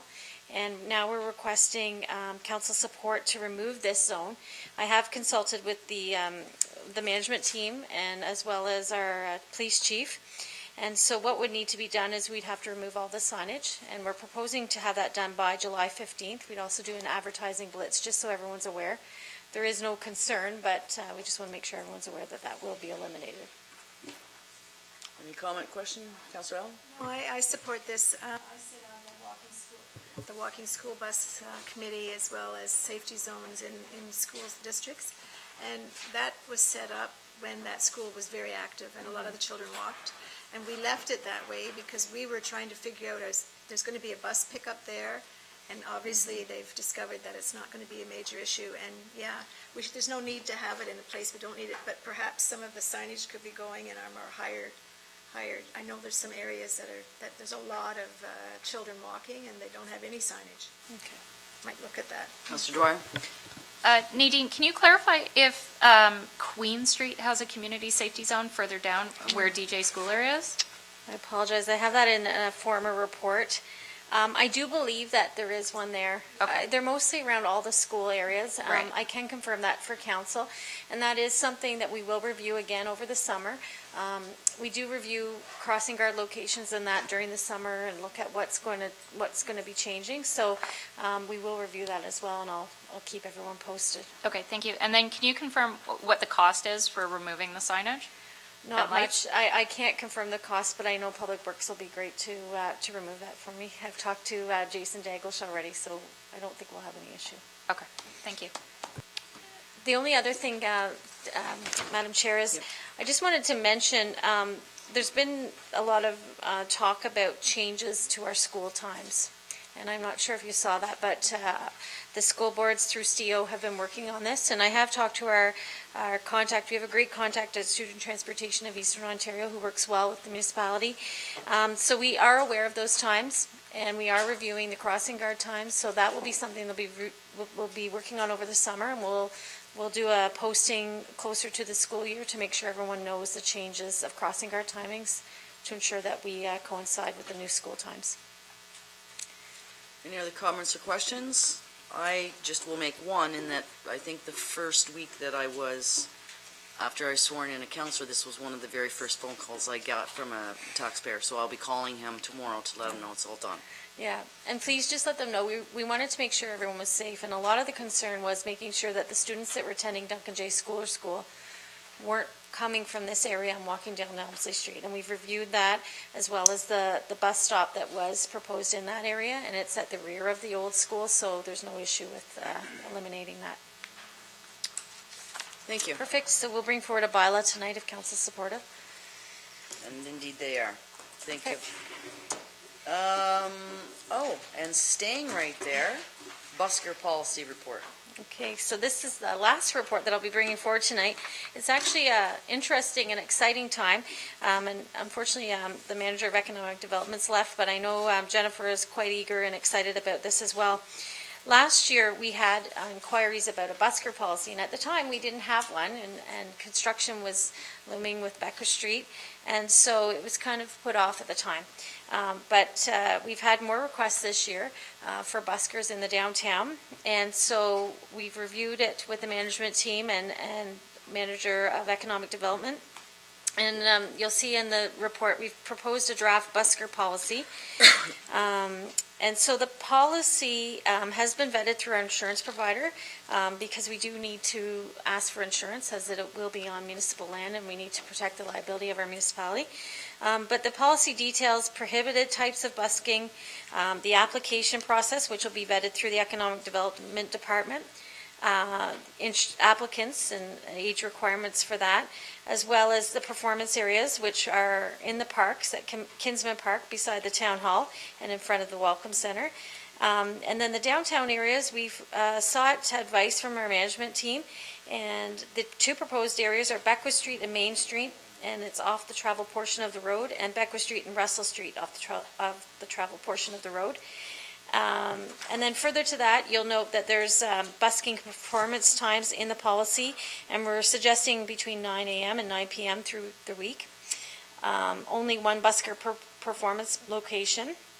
And we've set a time limit, a maximum of 4 hours per day at one location, and that's just to give everyone a fair opportunity if there's more than one busker that applies, as well as it keeps everyone moving. So if you have a clarinet player out in front of a store, they're not there all day. And it creates that fairness for everyone.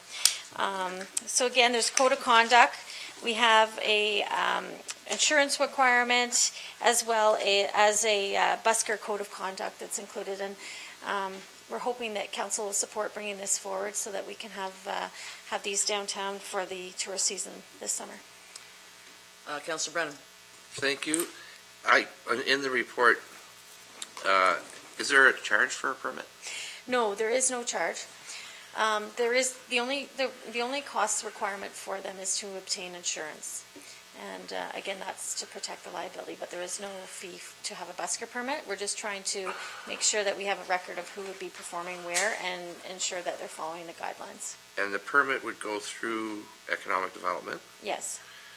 Okay, and is this a template from, like, is there other municipalities that? There are other municipalities that do have busker policies, so we've kind of combined a few. Okay. Kingston has one, Brockville has one. You'll note that we don't ask for additions. Some municipalities have buskers addition. We didn't include that, but there is that option as well. Thanks. Councillor Allen. Oh, I think this is a great idea. I have a young man that's close to me who is now part of Gaelic Storm, in the States, one of the largest Irish bands that travel across the States.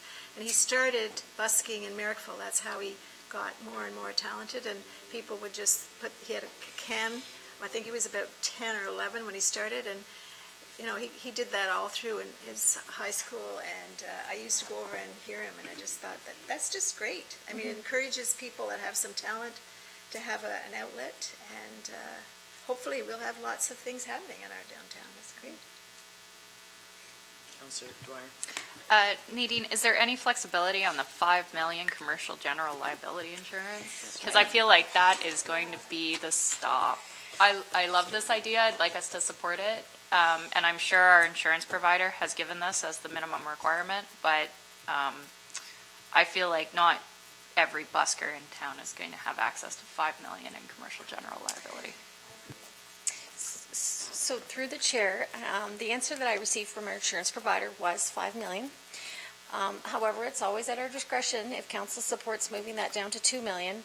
I know that they wouldn't support anything less than 2 million, but it's at council's discretion. Their job is to protect the municipality, to ensure that, if something happens, it doesn't weigh on the taxpayers, but certainly if council wants to move that down to 2, it's up to you. Councillor McKenna, then Councillor Dwyer. Yeah, if we can get it down, I think it's a fairly low-risk activity, other than, hurting our sensibilities, but some of the performances.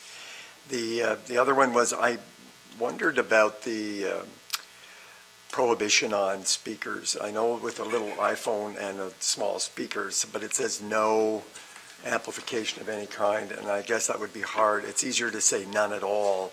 Mm-hmm. Somebody's going to always be maybe pushing the envelope, but some of these acts do require some amplification that I've seen. So I guess it was around noise, but you've got a noise bylaw already, and you've got all sorts of nuisance things. So I just see the modern acts are using much more. They're using the technology. It's there. It enhances the performance. So I'm not sure about that requirement. Just my thoughts. Councillor Dwyer, then Mayor Panko. Yeah, just to say that I support a reduction in the insurance to 2 million, if not even less, but I know Carolyn will have a bird. Councillor Mayor Panko. Yeah, I'll agree on the reduction in insurance, and overall, a great job, Nadine. The one question just relates to prohibited types of busking. And there may be someone who comes along, and if we decide we will have a mini festival in the town square, maybe someone's going to come in and juggle axes or fire that, or like the batons that light up and stuff that create a little bit more excitement. I think if done properly, and maybe with that rehearsal or audition beforehand, maybe there is room for something like that. And I would certainly agree that with the form that is, or with the method we have now to approval, that we'd have to prohibit that stuff because you can't check it.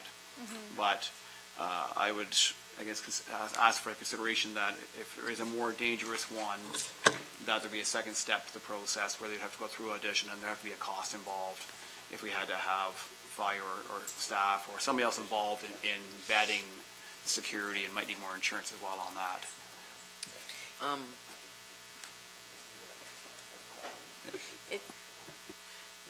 I have a couple of comments with regard to, have we thought about giving this over to the DBA for their comment before we finalize this? So Jennifer Miller, our Manager of Economic Development, did share it with the DBA coordinator, and comments did come back.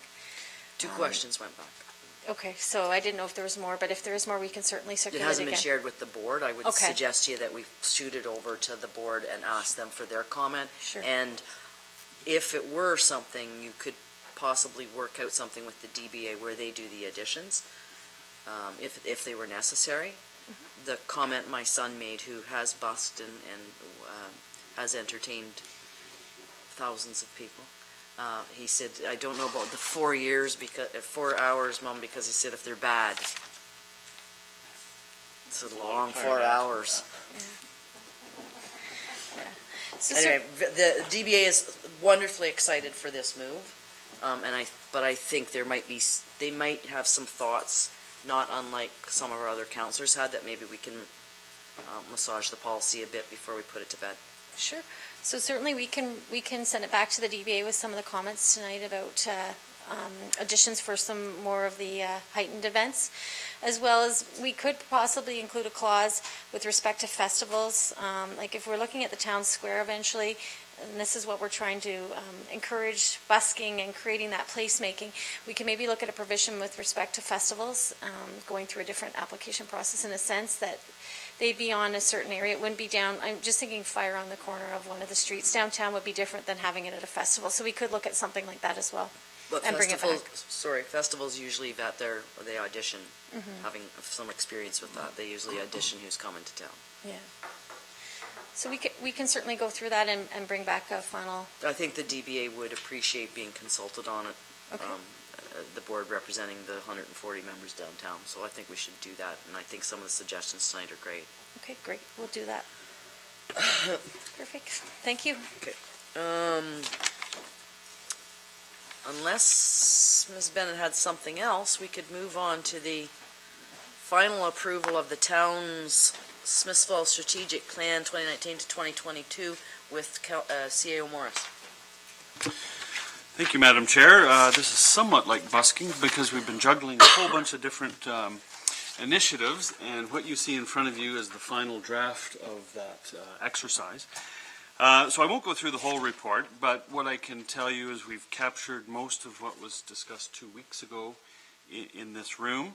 I will point to 3 items that I wanted to bring some clarity to.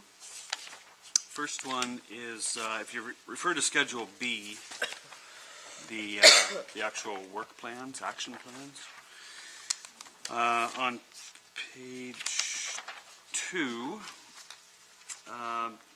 item 2.7, it was an error to show that as Q1 2020.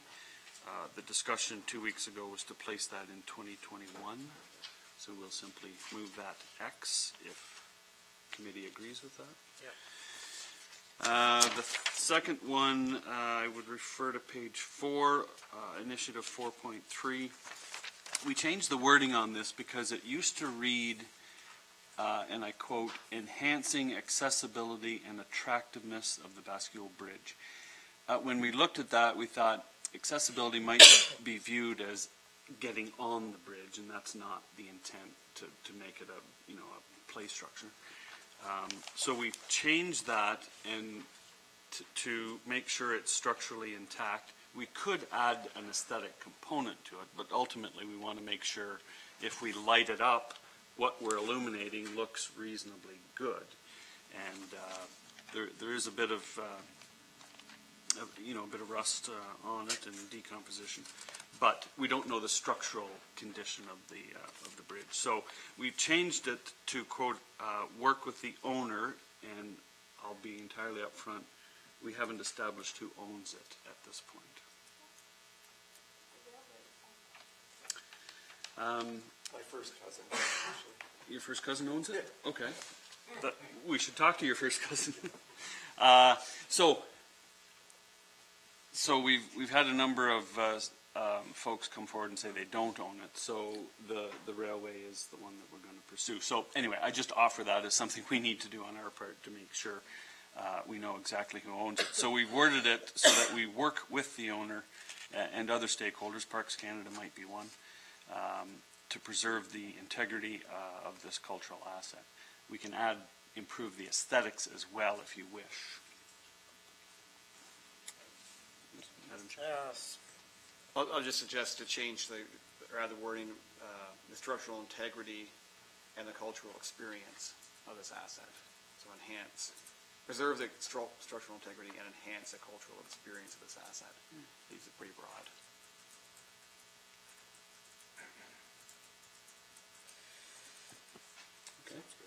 Okay. So, but what we did talk about 2 weeks ago was illuminating it, so we've added that to Initiative 4.5 below. Okay, so one's short-term lighting up, the other one's more of a longer-term initiative.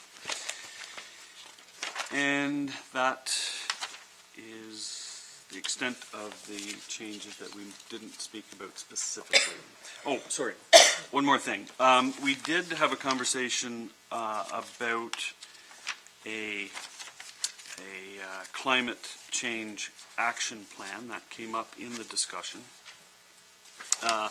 It's not specifically in here at this point. I would point out that under the guiding principles, we do talk about sustainability and making decisions through the 4 pillars of sustainability: economic, cultural, social, and environmental. So one could say that climate change actions or strategy could fit under the principle. But I bring this up, if you want something more specific, now would be the time to add that as a specific initiative. So if it doesn't exist, it doesn't mean you can't direct staff to develop a cultural plan. If it's in here, it's more transparent. Councilor McKenna. Sorry, it was about about climate change. Climate. Yeah. Did I say culture? Yeah, just Climate. for clear, okay. Sorry. So on that, I don't think, well, I'm certainly not ready to say this is our position on climate change. I know it's a serious problem. Some of us aren't sure what a climate emergency is, but we're hearing about that, as you alluded to earlier. And we also know that this plan, at 6 months and in 12 months, we're going to take another, not a refresh, but you say, are we on board? And we may be, rather than try to force something around climate change into this plan that we're ready to adopt, we could say, all right, we do want to include something, but let's do it at the next reset. It was just a thought. Any other comments, questions? Councilor Dwyer? Thank you. Just a couple. When I went through the meat of the document, I noticed on page 10, under the vision component, that there were a couple pieces that were just recycled and brought forward from the previous strategic plan, and I wondered whether or not it was appropriate to still have them in here. The first was number 7, being offer a viable commuter transportation service to the City of Ottawa, and I wonder, given the recent decision about the viability of the bridge for Moose Rail, whether or not it's necessary for this to still be in here, if this is something that we are still concentrating our efforts on, and I'm looking to Sean because I think you probably have some more background. But the other one that I'll throw out just before we go there is number 9, which is attracting new manufacturers and service industries and a fully developed industrial park. And again, that screamed Smiths Falls 4 years ago. I wondered whether or not it was something that couldn't be replaced with something else that was a little bit more timely. Mayor Panko. Sure, I can speak a little bit to Moose, and your point very valid. And we've had different discussions with representatives from Moose over probably the last 6 to 8 months, 9 months. And it may be viable, it may not be. It's got some challenges for sure. But we're also, as many of us are aware, expecting a major announcement from Via Rail tomorrow, which could well fit within this objective as well. So I agree with your comment. I don't know if we would want to remove it, because there may be other things that could come along. If we still believe that's important, not just for commuters from here to get to Ottawa, it's maybe as important for people who are living in Ottawa, working here, as well as visitors to our community, people coming for the bowling tours, and et cetera. So, but I think it may be, the result may be different than what we would have perceived a few years ago. And on the industrial park, yeah, I think it's, you know, check that box off, but I guess it's a matter of, as you said, the new manufacturers and small service industry, maybe we need to rethink that line. C.O. Morris? Yeah, so I would offer for number 9 that obviously we've come a long way in the last 4 years, but I think our next frontier is diversification of the industrial business park to make sure we have a balance of different uses and manufacturers. So that would be the way I would interpret number 9, is to take it to the next level, to make sure we have diversity. Any other comments, questions? So, Councillor Brennan. Yeah, I'm comfortable with this document. One question that popped up to me from, I actually missed it, but there's no mention of the water tower in here that I can find. And that's on the horizon, we know that. And you could probably fit it in with another line here, but it might be bear worth mentioning. But what I'm happy with the little edits that we did is a lot of the stuff, the language has been softened. It's been, rather than do, examine, complete, explore. Those types of words are important to have in it, I think, because 2 years from now, if you have something you want to get done in 2 years, and things change in a year and a half, and you still got do or complete, then you've got some leeway to really have a look at it, and then have a discussion around here, rather than just say, well, this is in your strategic plan, this has already been agreed to. Well, it hasn't been agreed to, because it's, whatever it may be. If it's Victoria Park, then we're going to examine that, relocating it. But in a year and a half from now, we'll be like, no, we want to keep it. So what are we going to do? How are we going to do it? Just an example, and hypothetical for sure.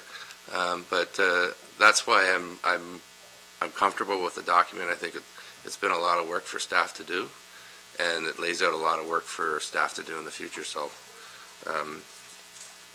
that point being made, I'm happy to support it.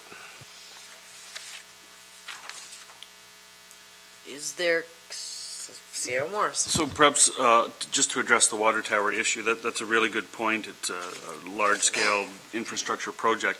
I guess my response would be it's underway. In terms of the new one, we've committed, we've gone through the environmental screening, and there's more work to be done, but it's well underway. In terms of the existing tower, I think perhaps tonight's delegation is going to influence that discussion, but one way or another, council's going to need to make a decision on that. So it's in the bin is what I would offer, and we can't take it out. So whether it's in here or not, my suggestion is we're going to be doing that anyway. Councilor McKenna? It's minor, but this is a wonderful living document. The photos are beautiful in it, and I can't help but bring up, the mayor and I received an email again about our front door of our town hall, and there's this prominent picture of this beautiful old stone building with that door, and I know we could Photoshop it, but that would be dishonest. But if it encourages us to, because we have people volunteering to come and scrape it and paint it, and so can't help but I'm not looking at you, I'm looking at all of us, and maybe it'll come up when we do the redevelopment of the town hall. C.O. Morris? Actually, the door will come up this year. I'm just looking at Director Manhire, so I think that will be done before the snow flies. So But it'll show up as as something that's before and after in the strategic plan. For sure, and if we did this every year, we could show the after, but this is a 4-year document. Yeah. So if you're uncomfortable with the photo, I thought the same thing, just for Photoshop. yeah. We could change out that photo. Oops, shot. I'm sorry. So, There's also I was other- one of the volunteers to help scrape and paint that door if we couldn't get that better. But it's in capable hands. So, are you going to put the water tower in, or you feel that it's been covered? Have all the questions or concerns raised been answered, and do we need to change it one more time before you bring it back?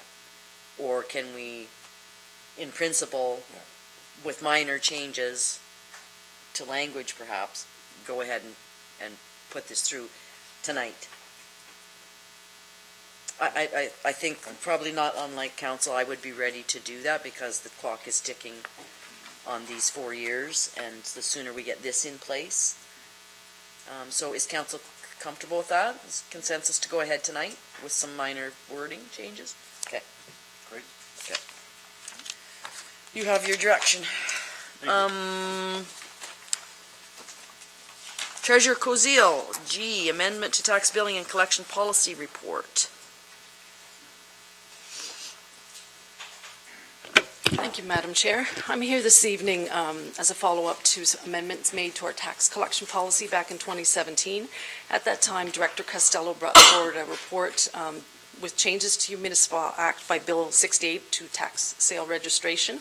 One of them was implemented into the tax policy, which was the new bill allowed municipalities to register a tax arrears certificate when the property was in its second year of arrears as opposed to 3. The other one was the removal of the requirement for a tax extension agreement to be passed by bylaw. Unfortunately, that latter was not implemented into the body of the policy, so that's why I'm here this evening, asking for council support to delegate authority to the clerk and the treasurer to enter into tax extension agreements. This action will reduce the time that it now takes to execute agreements, as they will no longer have to be presented to council. And if council are receptive to this recommendation, we'll amend our current tax policy to act on the flexibility this legislation requires, or offers, pardon me. Any questions or concerns about this report? I do not either, and I think I see consensus that you move forward with that. Thank you, Mrs. Cozile. And updates to Terms of Reference Traffic Advisory Committee report, Director Dunlop. Thank you, Madam Chair. The purpose of the report before committee tonight is to seek approval for the passing of a bylaw to amend the terms of reference for the Traffic Advisory Committee. Just for a little background, staff had been working with the previous Traffic Advisory Committee in 2018 prior to the elections to talk about what the terms could be, should be, what options we could look at going forward. We developed a draft heading into the election. When the new committee was appointed shortly thereafter, we revisited those again with the current membership. What you see before you in the report tonight is a summary of the existing bylaw from 2008 and also a draft of a proposed update before you that follows that in the report. Key points that we've looked at, really what we're looking at is a modernization of the role. The current terms of reference for the committee were very automobile oriented. We've had some other expanded areas we want to look at. We've included provisions in the draft regarding traffic calming studies. I know the former Traffic Advisory Committee played a key role in the rollout in some of the changes that were implemented with success on Harold Street. The addition of cycling as a mode of travel is not currently recognized in the terms of reference for the committee, nor is any reference to active transportation initiatives. We think those are part of a modern move going forward to look at transportation more holistically and cover those areas. We also thought we should also have on the radar discussion or an advisory function in the committee to talk about any changes in provincial or federal legislation that might impact how we operate our transportation system. An example of that would be the recent legislative changes regarding ATVs. We made some other corrections or additions to the terms of reference. The membership was listed to simply have a minimum of 3 members appointed. We've introduced a minimum of a maximum to that new terms of reference, so that would take you from 3 to 5. The health unit representation, we do have a representative of Caitlin Patterson right now as a public health nurse. She sits in the committee, and we would like to see that recognition added to the committee as we'll call it a lens of a healthy community. And the liaison has been updated to reflect current practice, which would be the Director of Public Works and myself. Formerly, the terms of reference you'll see there did reference the Director of Community Services, so a bit of updating there. Overall, we're proposing these changes. We've discussed them collaboratively as a committee. We think the added functions of the committee could serve council very well in the future, in particular with the strategic plan objectives that have been talked about tonight. And right now, our recommendation before committee is that we do, or the council passes a bylaw to pass these amendments, again, updating us from 2008 to present. Councillor Brennan, Councillor Dwyer, Councillor McGuire, Councillor McKenna. Wow. I support this, Troy. The only question I had was, in the membership, was there any thought or is there any utility to having a member of council on that committee? We were working off the previous bylaw. We just followed that pattern of, we could certainly entertain that, or it could be, if council was open to that. Well, through the chair, I would think it might be a good idea, because I know the committee doesn't meet. You don't meet monthly. No, it's periodic.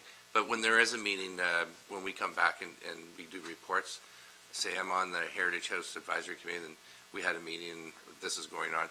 So it could be reported back to council that way, in a public way, that, Traffic Advisory had a meeting, and the meetings are public anyway, so public could observe, so we could report back that way. I'd do it too if no one else wanted to. I'll second Jay's self-nomination to Traffic Advisory Committee, so you're welcome. Is this committee currently staffed, Troy? Or, sorry, not staffed, rather, how many citizens are currently appointed to the Traffic Advisory Committee? Currently, just bear with me. Currently, we have 4 resident appointments and a participant from the health unit. So that is our complement of 5 at present. Okay, perfect. No, I just wanted to make sure we weren't kicking anybody off mid-cycle. The only other question I had was, are you satisfied with the language being proposed at this point that it will include a more broad definition of transportation to include things like snowmobiles and ATVs and scooters?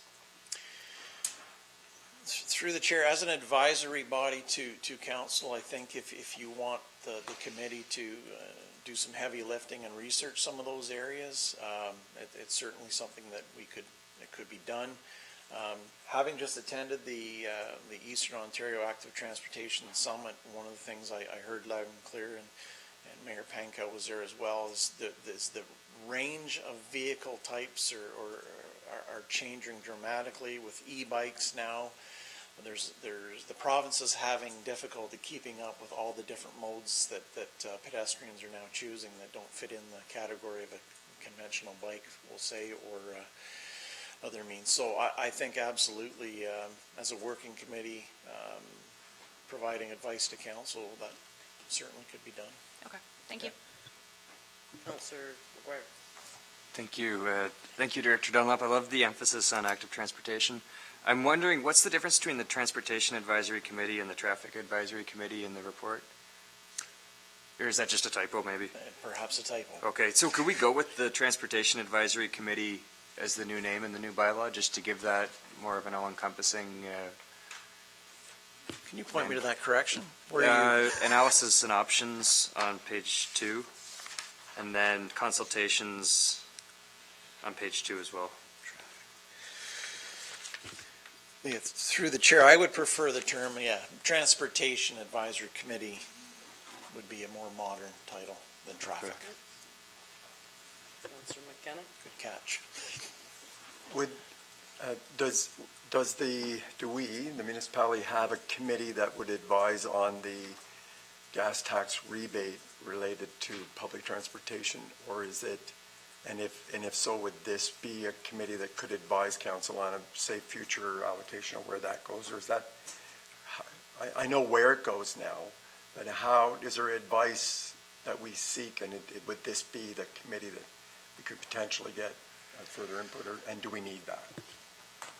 I know it's restricted on how it's utilized, but it's about public transportation. If I may, through the chair, I think the intent here is to look at kind of the hard part of, the actual physical services that we provide for transportation. It might be expanding the scope beyond what the 5 or 4 signed up for. So I would submit that advice comes through the treasurer, and usually the management team talks about it before it comes forward. So I think there's a vetting of that revenue stream and potential uses of it. I'm gonna say that I am extremely happy. I do support this, and I like some of the suggestions made by some of my colleagues.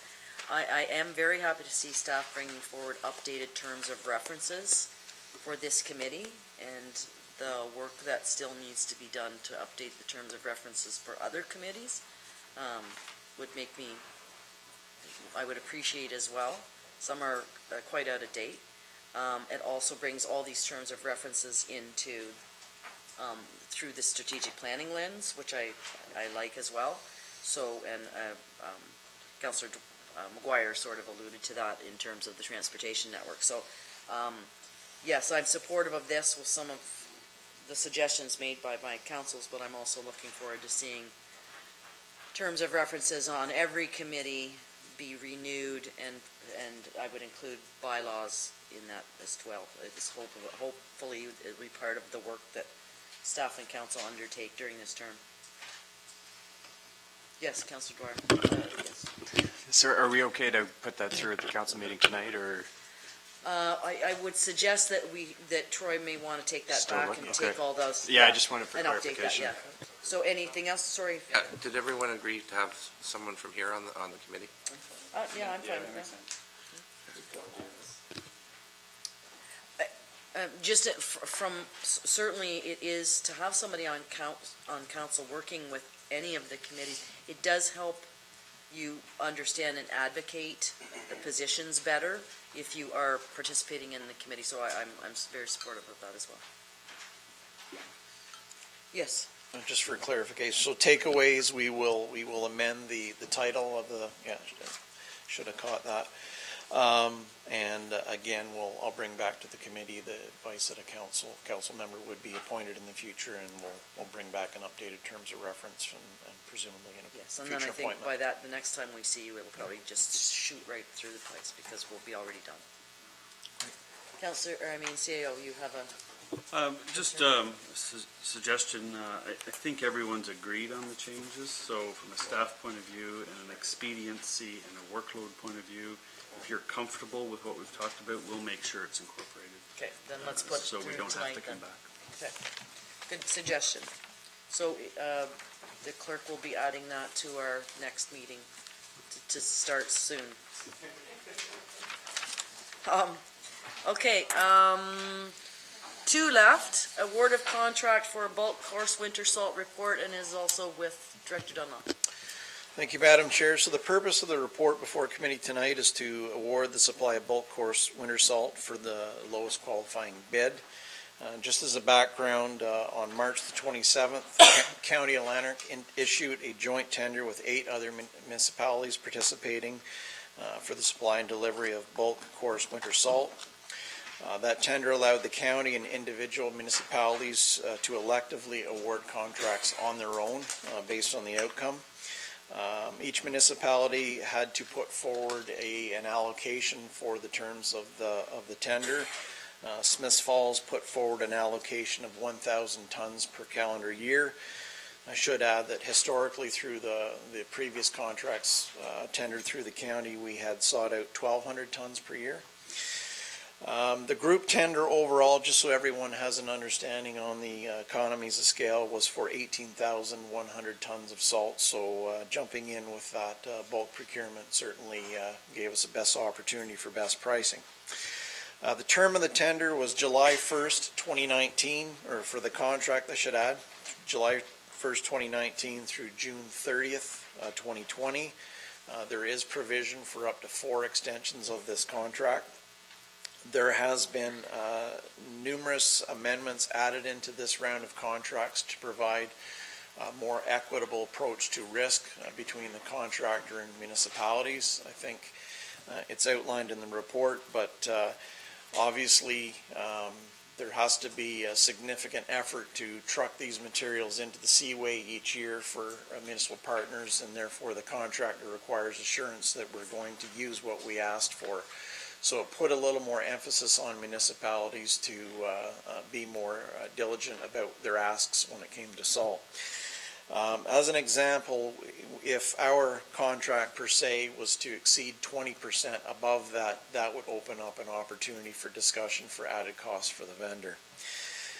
At the time of the closing of this tender with the county, there were no other available tenders out there to get an indication of pricing on, so we're not able to report on that. What we can report on was through the combination of production issues that happened last year, not to mention a very unfortunate winter. Those items in combination led to salt prices getting as high as $164 a ton last winter. The low bid that we have before us that's presented this evening is from Cargill Salt. They were the prior supplier for the county and the partners.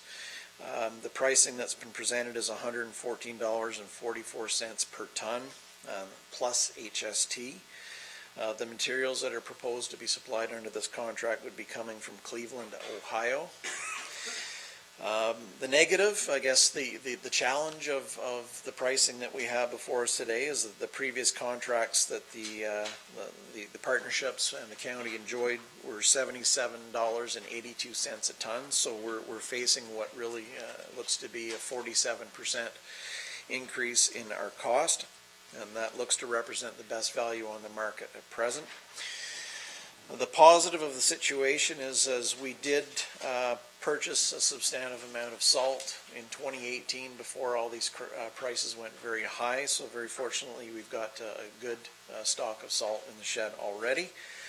And as a consequence, we spent very little on salt in 2019. We had only expended $11,000 of our $90,000 budget, so we were very fortunate to see that coming or forecast that.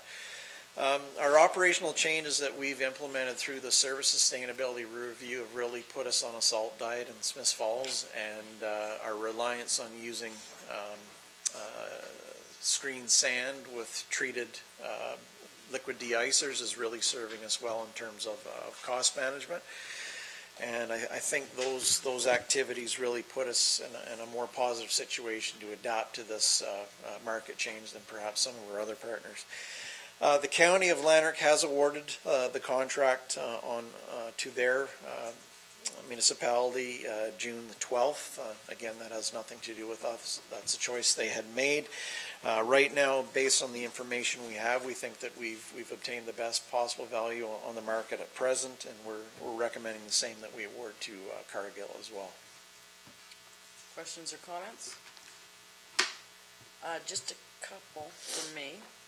You said we were fortunate that we saw it coming. I think you saw it coming, and we were able to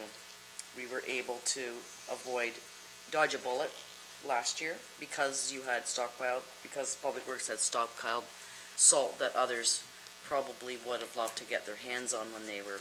So I congratulate and thank you for that.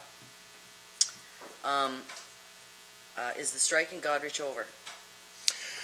Yeah, the two key incidents that contributed to production issues last year was the strike, which I understand is over, and the other was there was another salt mine that was flooded.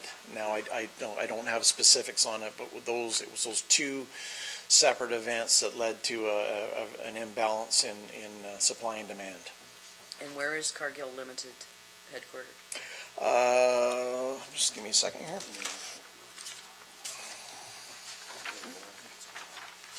Is it in the US? No, just give me a Doesn't really matter, just my father was born in Cargill, Ontario, so I'll be supportive of this. second. Further mailing address. The business address presented is Montreal. Anyway, I think there's complete consensus for you to take this, move this forward and award that contract. Thank you. There is one last item on this agenda before we move into our next meeting, and that is committee appointments. So with council's support, I'm just going to sit from here. Just requesting council's support to bring forward a resolution to tonight's council meeting to appoint Louis Stagel to the Property Standards Committee and to the Drug Strategy Committee for this term of council. Any comments? So that'll go forward Tonight. to council tonight. There are no standing items, so we'll hear a motion to adjourn from Councillor Brennan, seconded by Councillor Allen. All in favor? Thank you. 2 minutes, people. It's a marathon.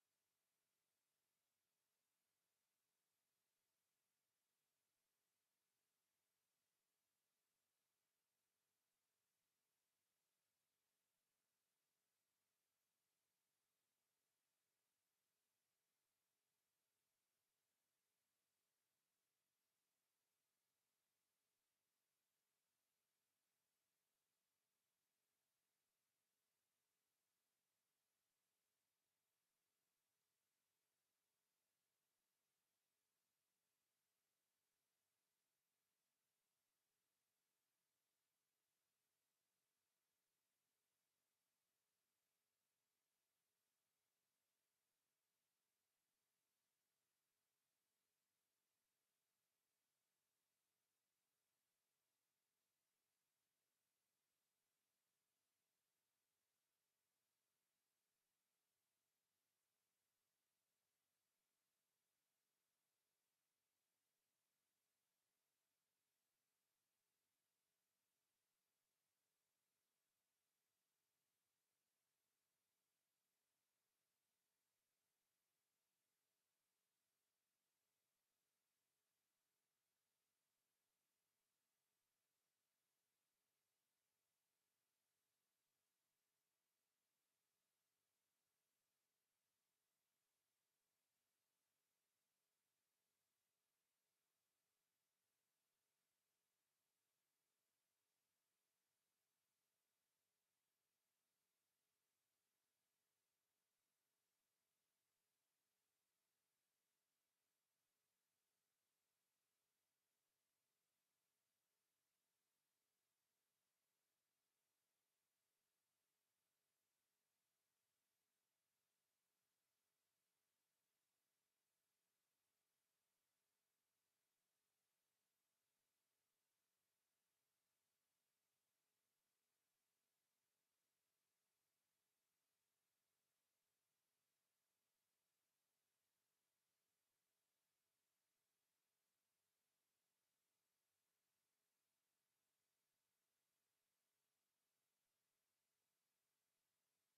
special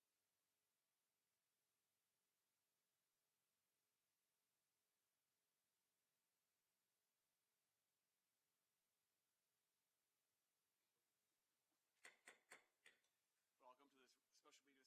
for Monday, June 24th. We have all members present. With your agreement, we'll add bylaws 7.1, 7.2, 7.4, 7.6, 7.7, and 7.8, along with resolutions 8.1, 8.2. Everyone okay with that? Okay. I have no announcements this evening. I'll ask for disclosure of monetary interest. I don't hear any. We have no delegations, no adoption of minutes. I assume no reports tonight, Council? Oh, always got to be one, Councillor Alford.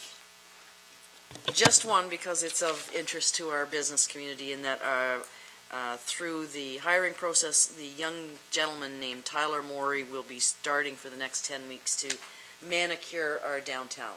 And so downtown business can look forward to seeing Tyler out there starting, I think, possibly today. Okay. Thank you, Tyler. You're welcome. Okay, bylaws. Our first bylaw with Councillor McKenna.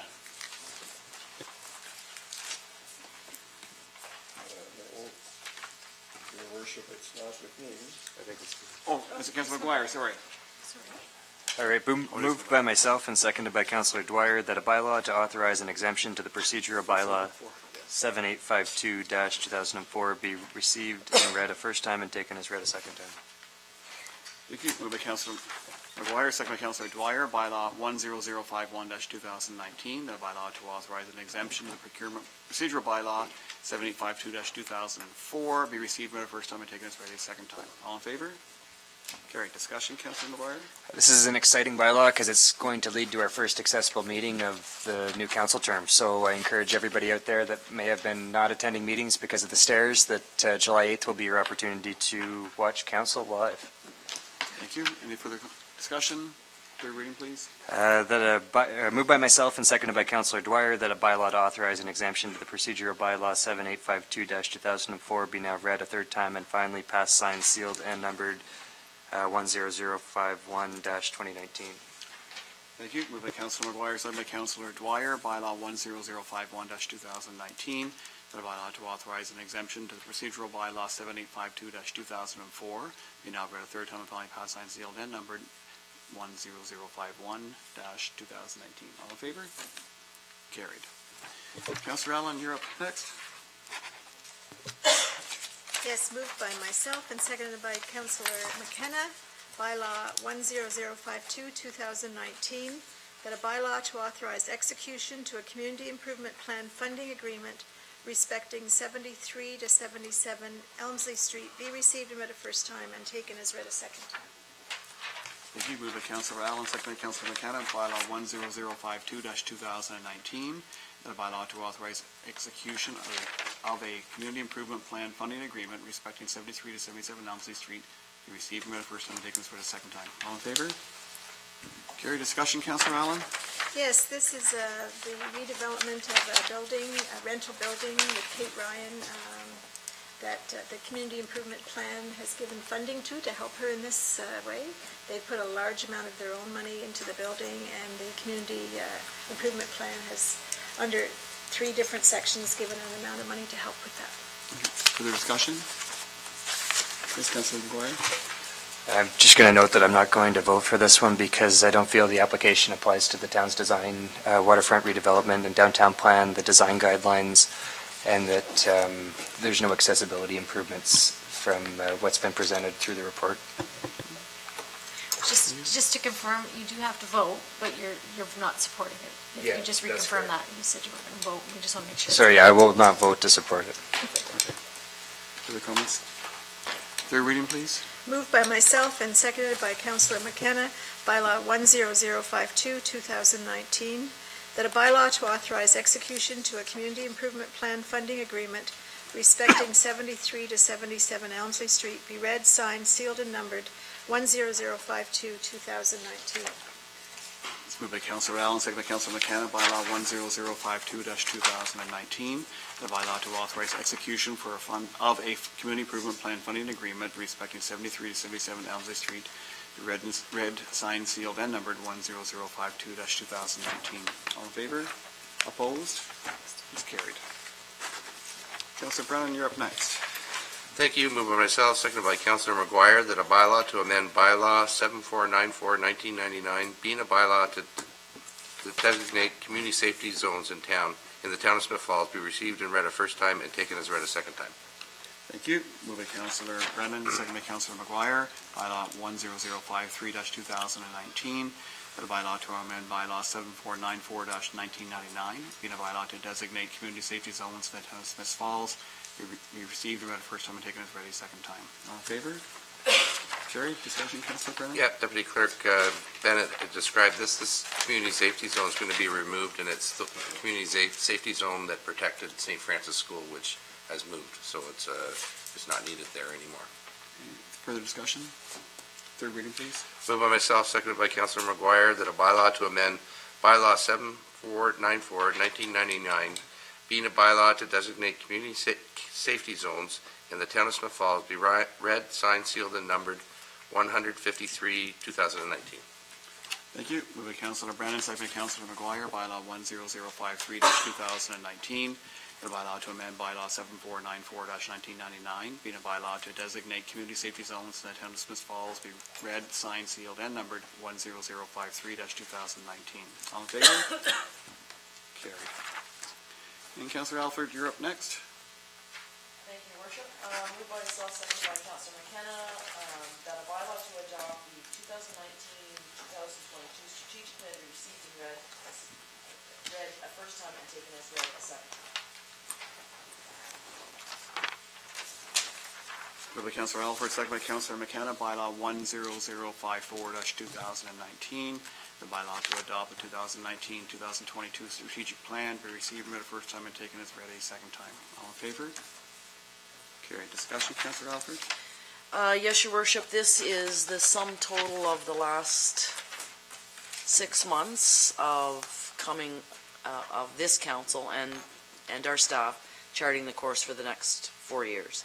So it's an important document, a lot of thought, a lot of passion, a lot of, not just from my colleagues, but from our staff as well, and I'm very proud to do third reading on this one. Any further discussion? Ms. Councillor Dwyer? Can I request a recorded vote, please? Yes, you may. Third reading, please. Moved by myself, seconded by Councillor McKenna, that a bylaw to adopt the 2019 to 2022 strategic plan be read, signed, sealed, and delivered, and numbered 1004-2019.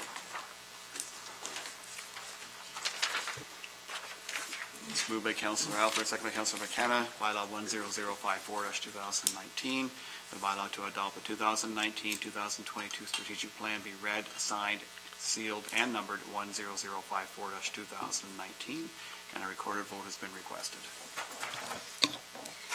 With respect to the 2019 to 2022 strategic plan as presented, please state yea or nay. Councillor Alford? Yay.